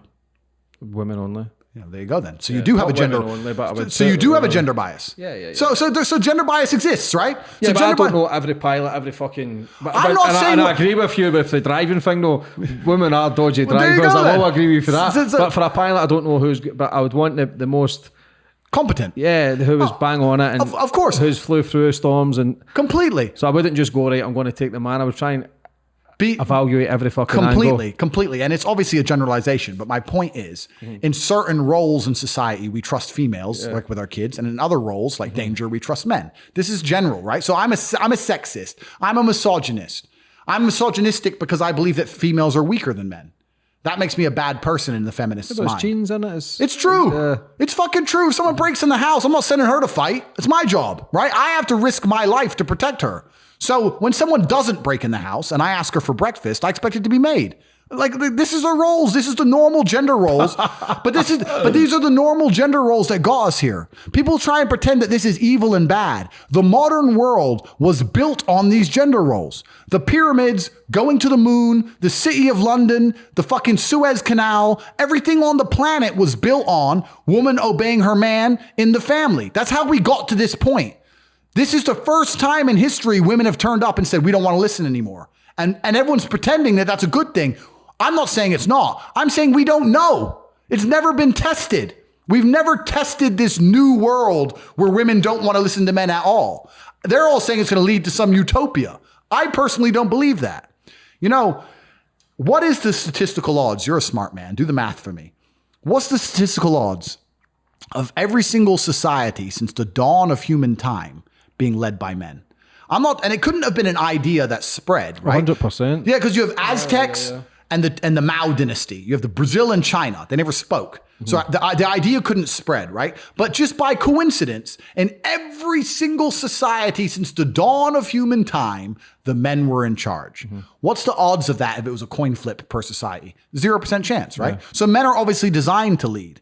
Now, I'm sure there was probably at some point in history a female-led society that was tested. But the reason we don't discuss them is because they have no history, because they were annihilated and destroyed by the male-led societies, because the male-led societies are more efficient. And in the cold light of the world and the brutal realities of life, efficiency wins. So the male-led societies are more efficient. They raise better armies. They build better cities. And when they find some fucking bunch of Nancy boys run by women, they fuck them up and they're dead. And they don't have a history and we don't find any remains and there's no fucking cathedral to discover because they never built shit. Every single society that was successful since the dawn of human time was male-led, all of them. And then the last 30 years, they've come along and saying, let's put women in charge. It's going to be good for us. Well, I don't think it will be. And the problem is this whole women in charge crap is Western. The Chinese aren't putting women in charge. The Russians aren't putting women in charge. You think we're going to stand around here letting women rule us, being a bunch of fucking cowards, and that China and Russia aren't going to conquer the world? Let's talk in 100 years. And I guarantee there'll be a history class. There'll be a history class where the Chinese say, do you remember when America just completely handed over to feminism and all this other crap? And we just destroyed them in 20 short years. That's what's going to happen. What do you think of transgenders going and reading nursery stories and playing Leave the kids alone. If you want to chop your dick off, I have nothing against that. I'm not anti-gay. I'm not anti-transgender. I'm not anti any of these things. What I am anti is propagating your worldview on other people's children. If you're gay and you can't have kids, why do you now believe it's your right to go to other people's kids and tell them how to think? If you've decided that the type of sex you want to have will prevent you from procreating, that's your decision, right? You've decided that having sex with women isn't worth it for you. You don't want to have children. You want to have sex with men. Fine, your decision and you're entitled to it. That does not give you the entitlement to go to other people's families who did decide to have children and raise them and try and program their children. Leave the kids alone. You can be as transgender as you like. Don't come talk to my kid about it. That's my child. I will program my child with my worldviews. I raise them. I pay for them. They're my kid. They're not your kid. And they're not the government's kid. And this is what I was saying earlier about women being blank slates. Same with children, right? You either program your woman and program your children or society will do it. Do you believe the lessons that society are putting inside of people today are good lessons? I don't. I don't. I will not send my kids to school. I don't think they're going to learn anything.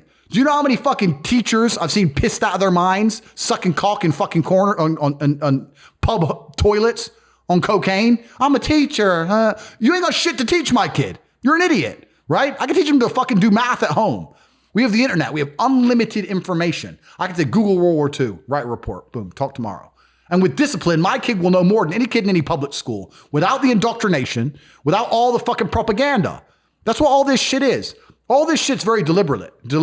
Governments know what they're doing when they're trying to propagandize. And I think a lot of people do not understand yet because most people still live inside of the matrix, right? It's conditioning. It's conditioning. Sit at a desk, 5 years old, sit at a desk, 65, retire. Yeah. Shut up. It's conditioning. Learn how, because what happens is we don't use our right side of the brain, which is our creativity and our individuality. We're all scared to be different now. Yep. And as soon as you are different, people fucking point the fingers and then they just jump back in their box. Yep. So it's so easy to labels. What do you think about people that's being identifying as pandas and fucking It's unicorns? insanity. And everyone knows it's insanity, but we're not supposed to say it's insanity, right? And it's kind of interesting where a government, their number one job, a lot of people out here, it still amazes me, they believe the government care about them. Yeah, they don't give a fuck. They don't give a fuck. Corona, well, they locked us in our house, but they want us safe.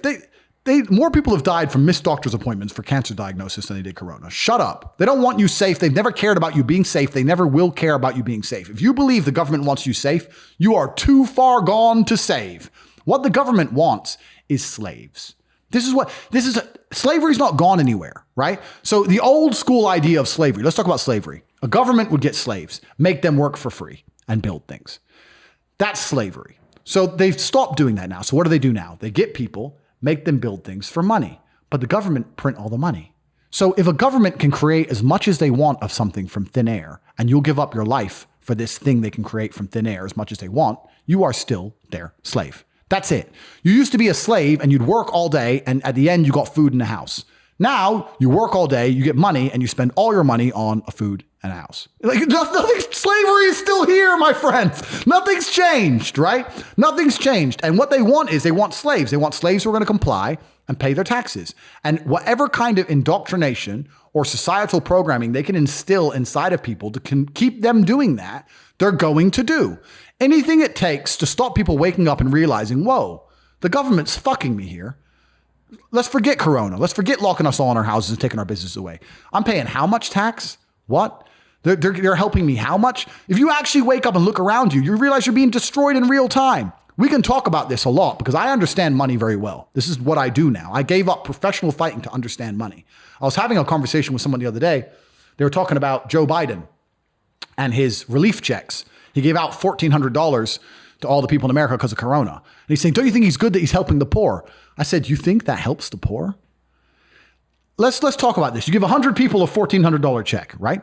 Everyone understands you can't just leave it in the bank forever because of inflation. The value goes down because what happens when they print trillions of dollars from the sky, the dollar becomes less valuable.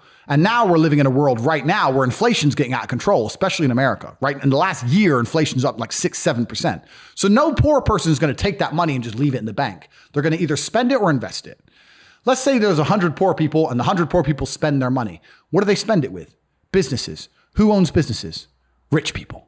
So now each one rich person who owns a business gets 10 poor people's money or 20 poor people's money. Amazon, their stock price went up 30%. Why? Because people were getting stimulus checks and spending it on Amazon. It all went to the rich guy. And then they go, oh yeah, but what about if they invest it? Invest it where? Invest it in the stock market? That increases the stock price. Who owns the company? Rich people. You've made them richer. What if you and all your poor friends, 20 poor friends, it'd be more than 20, 200 poor friends, put all your money in together and bought one house between you? That still takes one house off the market and raises the property value of that area. Who already owns those expensive houses? Rich people. It always ends up back with the rich people. You can't stop making the rich richer. You cannot stop it. People inside the matrix don't understand what's happening. And they're going to sit there and go, but the government cares about me. You gave me $1,400. The government doesn't give a shit about you. The government is looking after its friends. The government gave all the slaves a little bit of pocket money so they can send it all to the rich guys. It's all a scam. And people inside of the matrix do not understand. It's all a scam. It's all a lie. The idea that government cares about them is a lie. The government is never going to tell you anything that's going to wake you up. The government's going to teach you things that are going to make you subservient and compliant. They're going to tell you all this crap about identifying as a panda and all this other shit is not an accident. When they can convince the average person on the street to pretend that some other person is a panda because they said so, you are fully in the slave mindset. When it comes on the news, if someone says they're a panda, you have to agree they're a panda. Otherwise, you are racist and a bigot. And you go, okay, you are done. You are now full slave mode. And that's all they want. So you will continue to work your shit job for shit money while they continue to do whatever the fuck they like. It's all a scam. Let me tell you something, man. When this corona thing was going on, I flew here from Romania on Wizz Air because you can't get first class flights into Europe. It's all just low cost carriers. I'm flying Wizz Air. I have a mask on. Excuse me, sir, put the mask over your nose. This fucking air stewardess, this minimum wage bitch. So I put my mask on my nose. Everyone was freaking out about masks. I had to fill in all these home office papers when I landed, all this crap, PCR test, blah, blah, blah. I thought I'm not doing that again. So about 2 months later, I flew on a private plane. No mask, no PCR test, no home office paperwork. My pilots weren't wearing masks. When I landed at Biggin Hill Airport, the people who met me in the BMW, no one was wearing a mask. Nobody had a mask on. No one asked me to fill in shit. You know why? Because I was rich. Corona doesn't exist for the rich people. As soon as you pay 50 grand for a flight, no, they don't trouble you then. They trouble the shit muncher on the Wizz Air flight. It's all a fucking scam. All of it's a scam. And this is how the whole world has always worked and always will work. And people at the bottom just don't seem to get it. They don't seem to wake up. And they don't seem to wake up because the people in charge try very hard to keep them asleep. If you had a whole bunch of people who were your slave, why would you tell them the truth about the world? Why would you do that? No. When is the last time you went to school and learned how money works or banks work or taxes or any of the things that they use to control you? No. They teach you about fucking photosynthesis. They don't want you to know anything. They don't want us to know anything. They just want us sitting there going, okay, he's a panda and I stay in my house because of corona. Clap for the NHS. Like a performing seal. Like an idiot. And people are idiots. So they control them. And then they come to me and go, Tate, how'd you make all this money? I opened my fucking eyes. I looked around me. I started to think. Things that people never seem to do. I don't know how they live in a dream for so fucking long. I woke up out of the dream, right? But this is the truth. Governments are absolutely the enemy of the people. They always have been. They always fucking will be. Fuck all of them. What do you think we are here as human beings? Why do you think we're here on this planet? Do I believe in God? That's a good question. I do believe in God. I believe in a higher power. I don't know. But why do you think we're here? What the brain, how it works, the heart, the kidneys, the liver, how it all functions, the central nervous system. It is interesting. It's certainly interesting. Like, do you think avatars or fucking stimulators? Yeah, I know what you mean. I have a whole bunch. Yeah, I have a whole bunch of theories on what it could be. Things change from week to week. I could watch something and go, oh, that makes sense. But like, I watched, what's the one with Jim Carrey? The Truman Show. Yeah. You've got Avatar, and then you've got The Matrix. Yeah. Like, why are all those films there as well? Is that to fucking trick with your mind? It's true. It's like, it's true. I question everything. Yep. It's not that I sit in the fence. I question every angle. Yep. What you're saying, what I'm saying, yep. What the feminist says, what the fucking panda says, what transgender says. Yeah. Who says they're not right, they're not right. Yeah. We could be full of shit. Of course we could. Do you know what I mean? Of course we could. So Absolutely we could. I question it all, but what's your opinion on life, humans, why we're here, who invented us, who brought us here? I don't know, but what I do know is I do believe that it is the paramount importance. Maybe this is a very boring answer. I think that every single person should be aiming to, I know this is a very animalistic answer, but we're here to reproduce. And I think the most important thing anyone can do in their life is have children. I'm super pro children. When I speak to some of these feminists and like, I don't want kids, I think you are the most miserable, stupid bitch in the world. You're born with this gift to create life. And you think it's more important to eat microwave dinners and make 40 grand a year and talk about your career. You're an idiot. I think that truly you live forever through your genes and through your blood. And for me, why I'm on the planet, I've had a whole bunch of ancestors who worked very hard to stay alive for me to exist. Like they were dodging saber-toothed tigers and shit. Like think about my bloodline, all the crap they've been through just to get to this one point at the end. And I'm going to be like, I don't want kids. I want to play video games. I want to be a feminist. Like, I don't know. Why are we on the planet? We're on the planet to reproduce. And I think we all have lessons to learn and teach our children. And I think that's the most important thing we can do. I don't think there's anything more important than that. I know it's a bit of a boring answer, but I think that's basically it. And when I look at like, to talk back about depression and shit. So the first thing I think, this is a bit controversial, but this is truth. The first thing I think when I see like someone committed suicide or something, I understand we all have trouble and bad things happen. I get it. I'm not saying I don't get it. But isn't that super disrespectful to like, just even like your parents? Like they went through all that shit to raise you and now you're sad so you can jump off a fucking bridge. If my kid did that, I'd be pissed. I'd be like, are you fucking moron? Like I wouldn't even give him a funeral, but like fuck him, write him off. Like, I just think it's ultimately selfish. I think it's super, super selfish. Who was the guy from Lincoln Park who killed himself? And you know what I mean. Oh, yeah. He has 4 kids. I don't give a shit how bad your life is, bro, with your millions, idiot. You have children.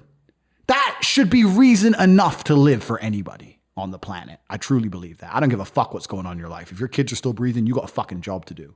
And you're not a man if you're going to say, fuck them kids. I'm sad. Then you're a dickhead, as far as I'm concerned. So I believe we all have a duty to our bloodline and a duty to our ancestors, and that duty is to reproduce the best we can, and to put I said it earlier, a ripple in the pond of reality, to put a tear in the fabric of Earth. This is why I try and live my life the way I do. I want to make an impact on people. I want people to remember this podcast and think, I fucking hate that guy. But it doesn't matter because I've said things they'll at least remember, even for all the wrong reasons, right? I think the more of us that try and put a bend in space-time, I think the better the world will be as a whole. There's too much conformism. Why do you think suicide is on the rise though for men? And it's only I'll tell you about this. In a high percentage. I'll tell you why. I'll tell you why. Because life's depressing as a man. We talk about depression all the time, and we don't talk about things being depressing. They're different things. I don't believe in depression. I do believe in depressing. The idea of clinical depression as a disease, I reject absolutely, and I do not believe in. I believe that certain things can happen that will make you feel depressed. And I believe that it's an evolutionary instinct humans have to warn them that there's something they're unhappy about in their life. If I went to jail now for the rest of my life, I'd be depressed. I've not caught a disease. I've not caught depression. I'm just in a shit situation that's depressing me. A lot of people say to me, oh yeah, I'm depressed and I'm fat and I can't get a girlfriend. No, sorry. A lot of people say to me, I can't get a girlfriend because I'm depressed. I say, no, you're depressed because you can't get a girlfriend. They're different things, right? A lot of people are pretending depression is why their life is shit, when in reality, their life is shit, which is why they're depressed, right? And people have this idea that we propagate that it's a disease you catch and there's nothing you can do about it and it strikes out of nowhere and it's just going to ruin your life. I don't believe that. I completely don't believe that. I believe that the number one cure for depression for 99% of people on the earth is $10 million. You find me someone depressed in the fucking ghetto in Glasgow and let's give him a ton of money and watch his fucking face light up. Bollocks if you got a disease, my friend. You haven't got a disease, you're unhappy with your surroundings. And the reason men kill themselves is because for the majority of men, life is depressing. Day goes by day, you're getting older, your woman won't fuck you, you're too old to get another one, there's no milk in the fridge, fuck it. This is shit. My life's shit. I'm depressed. Well, duh. I'd be depressed too. That's not a disease. That's a shitty life. If you were George Clooney, you'd be fine, right? But all these people who are like in charge of the world, this is what people don't understand. I say this and they go, oh, why do the celebrities talk about depression then? Why do the people in charge talk about depression? Because they have good lives. I'll tell you why. Because it's a control mechanism. Everything I just told you all about slavery, everything I told you all about the people in charge, the elites trying to keep the slaves in line, depression is one of the tools they use. If they convince you that depression's real, you are too busy living inside of your own mind and being selfish to look around you and understand the real world. Do you understand what I'm saying to you? Do you think that the people in charge of Earth are going to let someone become a Hollywood celebrity and have massive influence and let them say whatever they want? No, they're going to tell them, you're going to talk about depression, mental illness, and you're going to do it in a way pretending you care about it, but really you're going to promote it. You're going to convince every sad person out there that they cannot fix it and there's nothing they can do about it so that they stay sad and stay depressed, because if they start to wake up and feel happy, they'll look around and realize that they're getting shafted. So let's keep them all sad enough to not do anything about it, but okay enough to still work the machines. It's a control mechanism. Depression is used by the elites to keep the poor people oppressed. It's another mind trick. You're all sad. It's okay. You can't help it. You're all sad. You can't help it. It's bullshit. You can't tell me I'm fucking sad and you can't tell me I can't help it. I don't care if you're Angelina Jolie or what doctor, whoever the fuck you are. You cannot tell me I can't control my mind. Andrew, if you got depressed, you wouldn't be able to do anything about it. I reject that. I reject that absolutely. If I got depressed, I would fix it because I'm Andrew Tate. I'm not going to sit here and go, oh, really, Angelina Jolie? Oh, shit. Well, I felt sad yesterday. Maybe I'm still sad now. Maybe I am depressed. And then you just become another cog in the machine. It's all a control mechanism. And the more people who buy into this, the worse. But to answer your original question about why men are killing themselves, because life for a man is harder than life for a woman. Most men live depressing lives. Women have an innate value that prevents them from ever being truly depressed. You can be the fattest, ugliest bitch in the world. You can go to the club tonight and get some dick. You can't. True or false? True or false? You can always get a new experience. At least you can feel wanted for 10 minutes by that fucking crazy Congolese dude who'll bang anything. But at least you'll feel wanted for 10 minutes, right? For most men out here, they can't even feel wanted. Their wife left them. No, they're invisible to women. Their kids don't talk to them. They're just not wanted. They're not wanted by, of course they're depressed. This is a unique situation that happens to men. This does not happen to women. So of course more men kill themselves. On top of that, society has huge burdens on men. You can be a woman and be 40 and be broke. No one gives a shit. If you're a man and you're 40 something and you're fucking broke, you ain't got a car, people are a bit like, how the fuck did you fuck your life up, bro? You're 40, you ain't got a car. We're supposed to be smart. We're supposed to be rich, supposed to be interesting. Got to have jokes, got to have chat lines, right? Got to be charming, got to be cool, experiences, stories. We need to have a lot of shit to be an important man. To be a woman, you need makeup. If you're a hot woman, if you're truly beautiful, you don't need anything else. I've been on boats in Dubai with 19-year-old Moldovan girls. The guy who got that boat needed $100 million. That bitch, makeup. Same boat, bro. Same boat. That's how hard it is. Look at a game of chess. The king moves one square at a time. He has to really work his way across the board. What does the queen do? Zips here, zips there. Easy for a chick, right?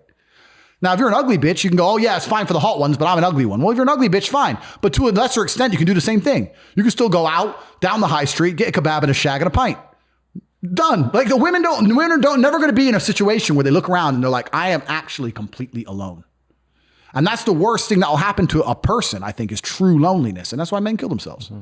And that's why it's super important that we stop teaching people that depression is something that can't be fixed. I say this all the time, every single mental health month. Depression's the worst thing in the world, it's disease. You think you're helping, you're doing the opposite. Stop telling people that they can't fix it. Stop telling them it's a disease that's not their fault. And start telling people, look, if you work hard, you can feel better.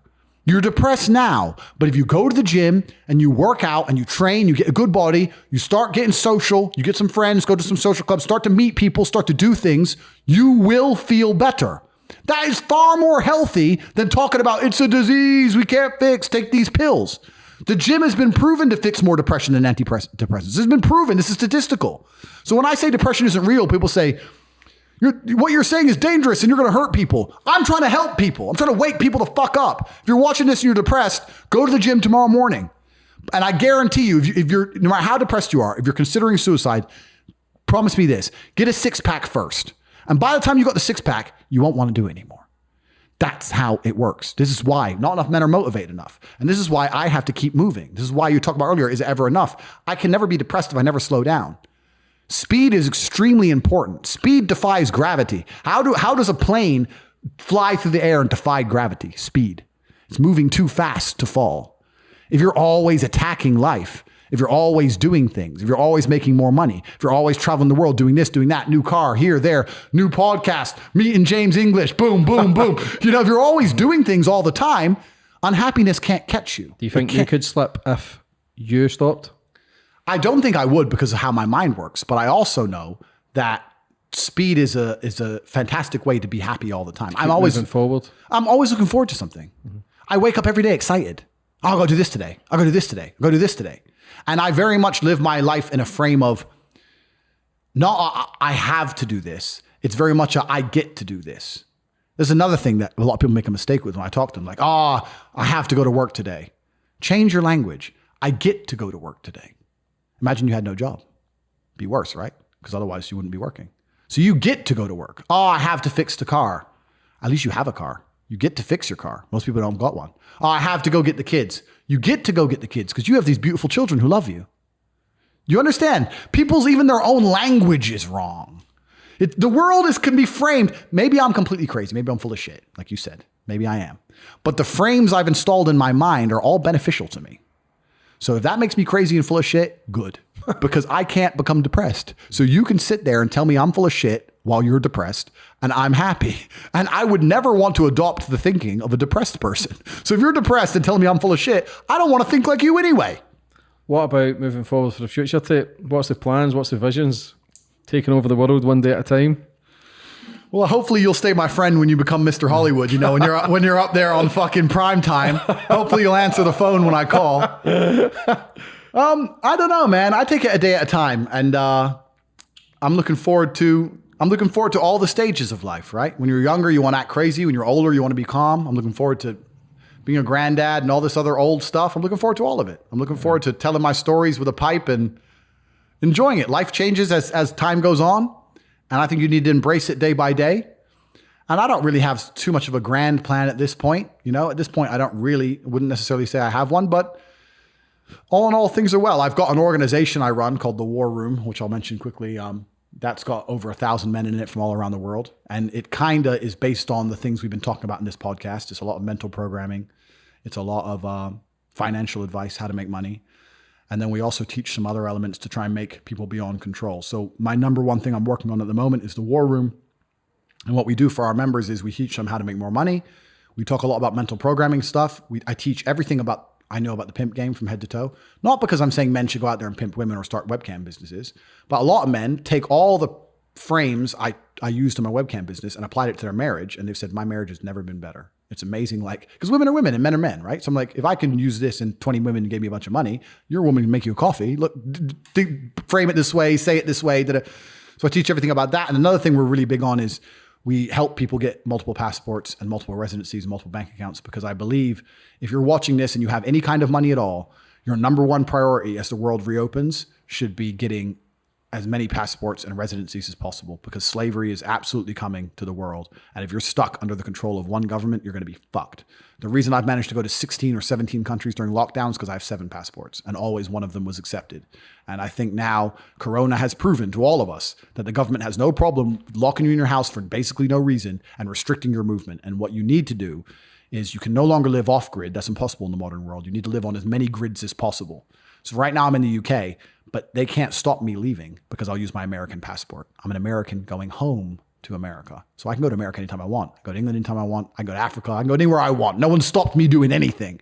So we also teach that inside the War Room. And the goal is to try and create men who are sovereign, who have passports, who have residencies, who have bank accounts, who are above governmental control. They're making a bunch of money. They have healthy relationships with females, and they live very good lives. And that's my primary concern at the moment, is the War Room. So we'll leave all your links in the description also. Perfect. Obviously, I want to set you up, Playboy, with the feminist. I think it'll be a very interesting chat. So if any feminists out there and you want to take a pop shot at Tate, then fire forward. But I will set that up. But next time you're in the UK, I would love to talk to a feminist, because I would save her life. A lot of people are watching you, think very positive guy, doesn't give a fuck, saying it how it is. Realistically, it's the way it should be. Yes, I agree with some of your things, and I disagree with some also, just like I do with everybody in life. Yeah. These are my opinions. Everybody sees the world differently. You see the world differently from me. Yeah. But it all kind of makes a bit of sense where people think, yeah, do you know what? He's got the balls to say it, because men are losing their balls. They certainly are. And I also feel compelled to say it, because I'm in a fortunate situation where I can't be canceled. I can't be fired. I can't get in trouble for saying these things. Like most people, if you work for the post office, whatever, you can't say the shit I've said. So I feel because I'm in this position, I'm compelled to say them because I have a unique opportunity. But all in all, I genuinely want the best for everybody. And I look forward to speaking to this feminist, and I hope I can deprogram her and she can get her ass married and have some kids and make her man a dinner and finally become a good woman and stop talking shit. So I look forward to being the feminist, and I'll fix her brain. No problem. But for coming on today, Tate, and telling your story, I thoroughly enjoyed that. Thank you, bro. You're a big character, and I'll see you soon. Thank you, my friend. Thank you.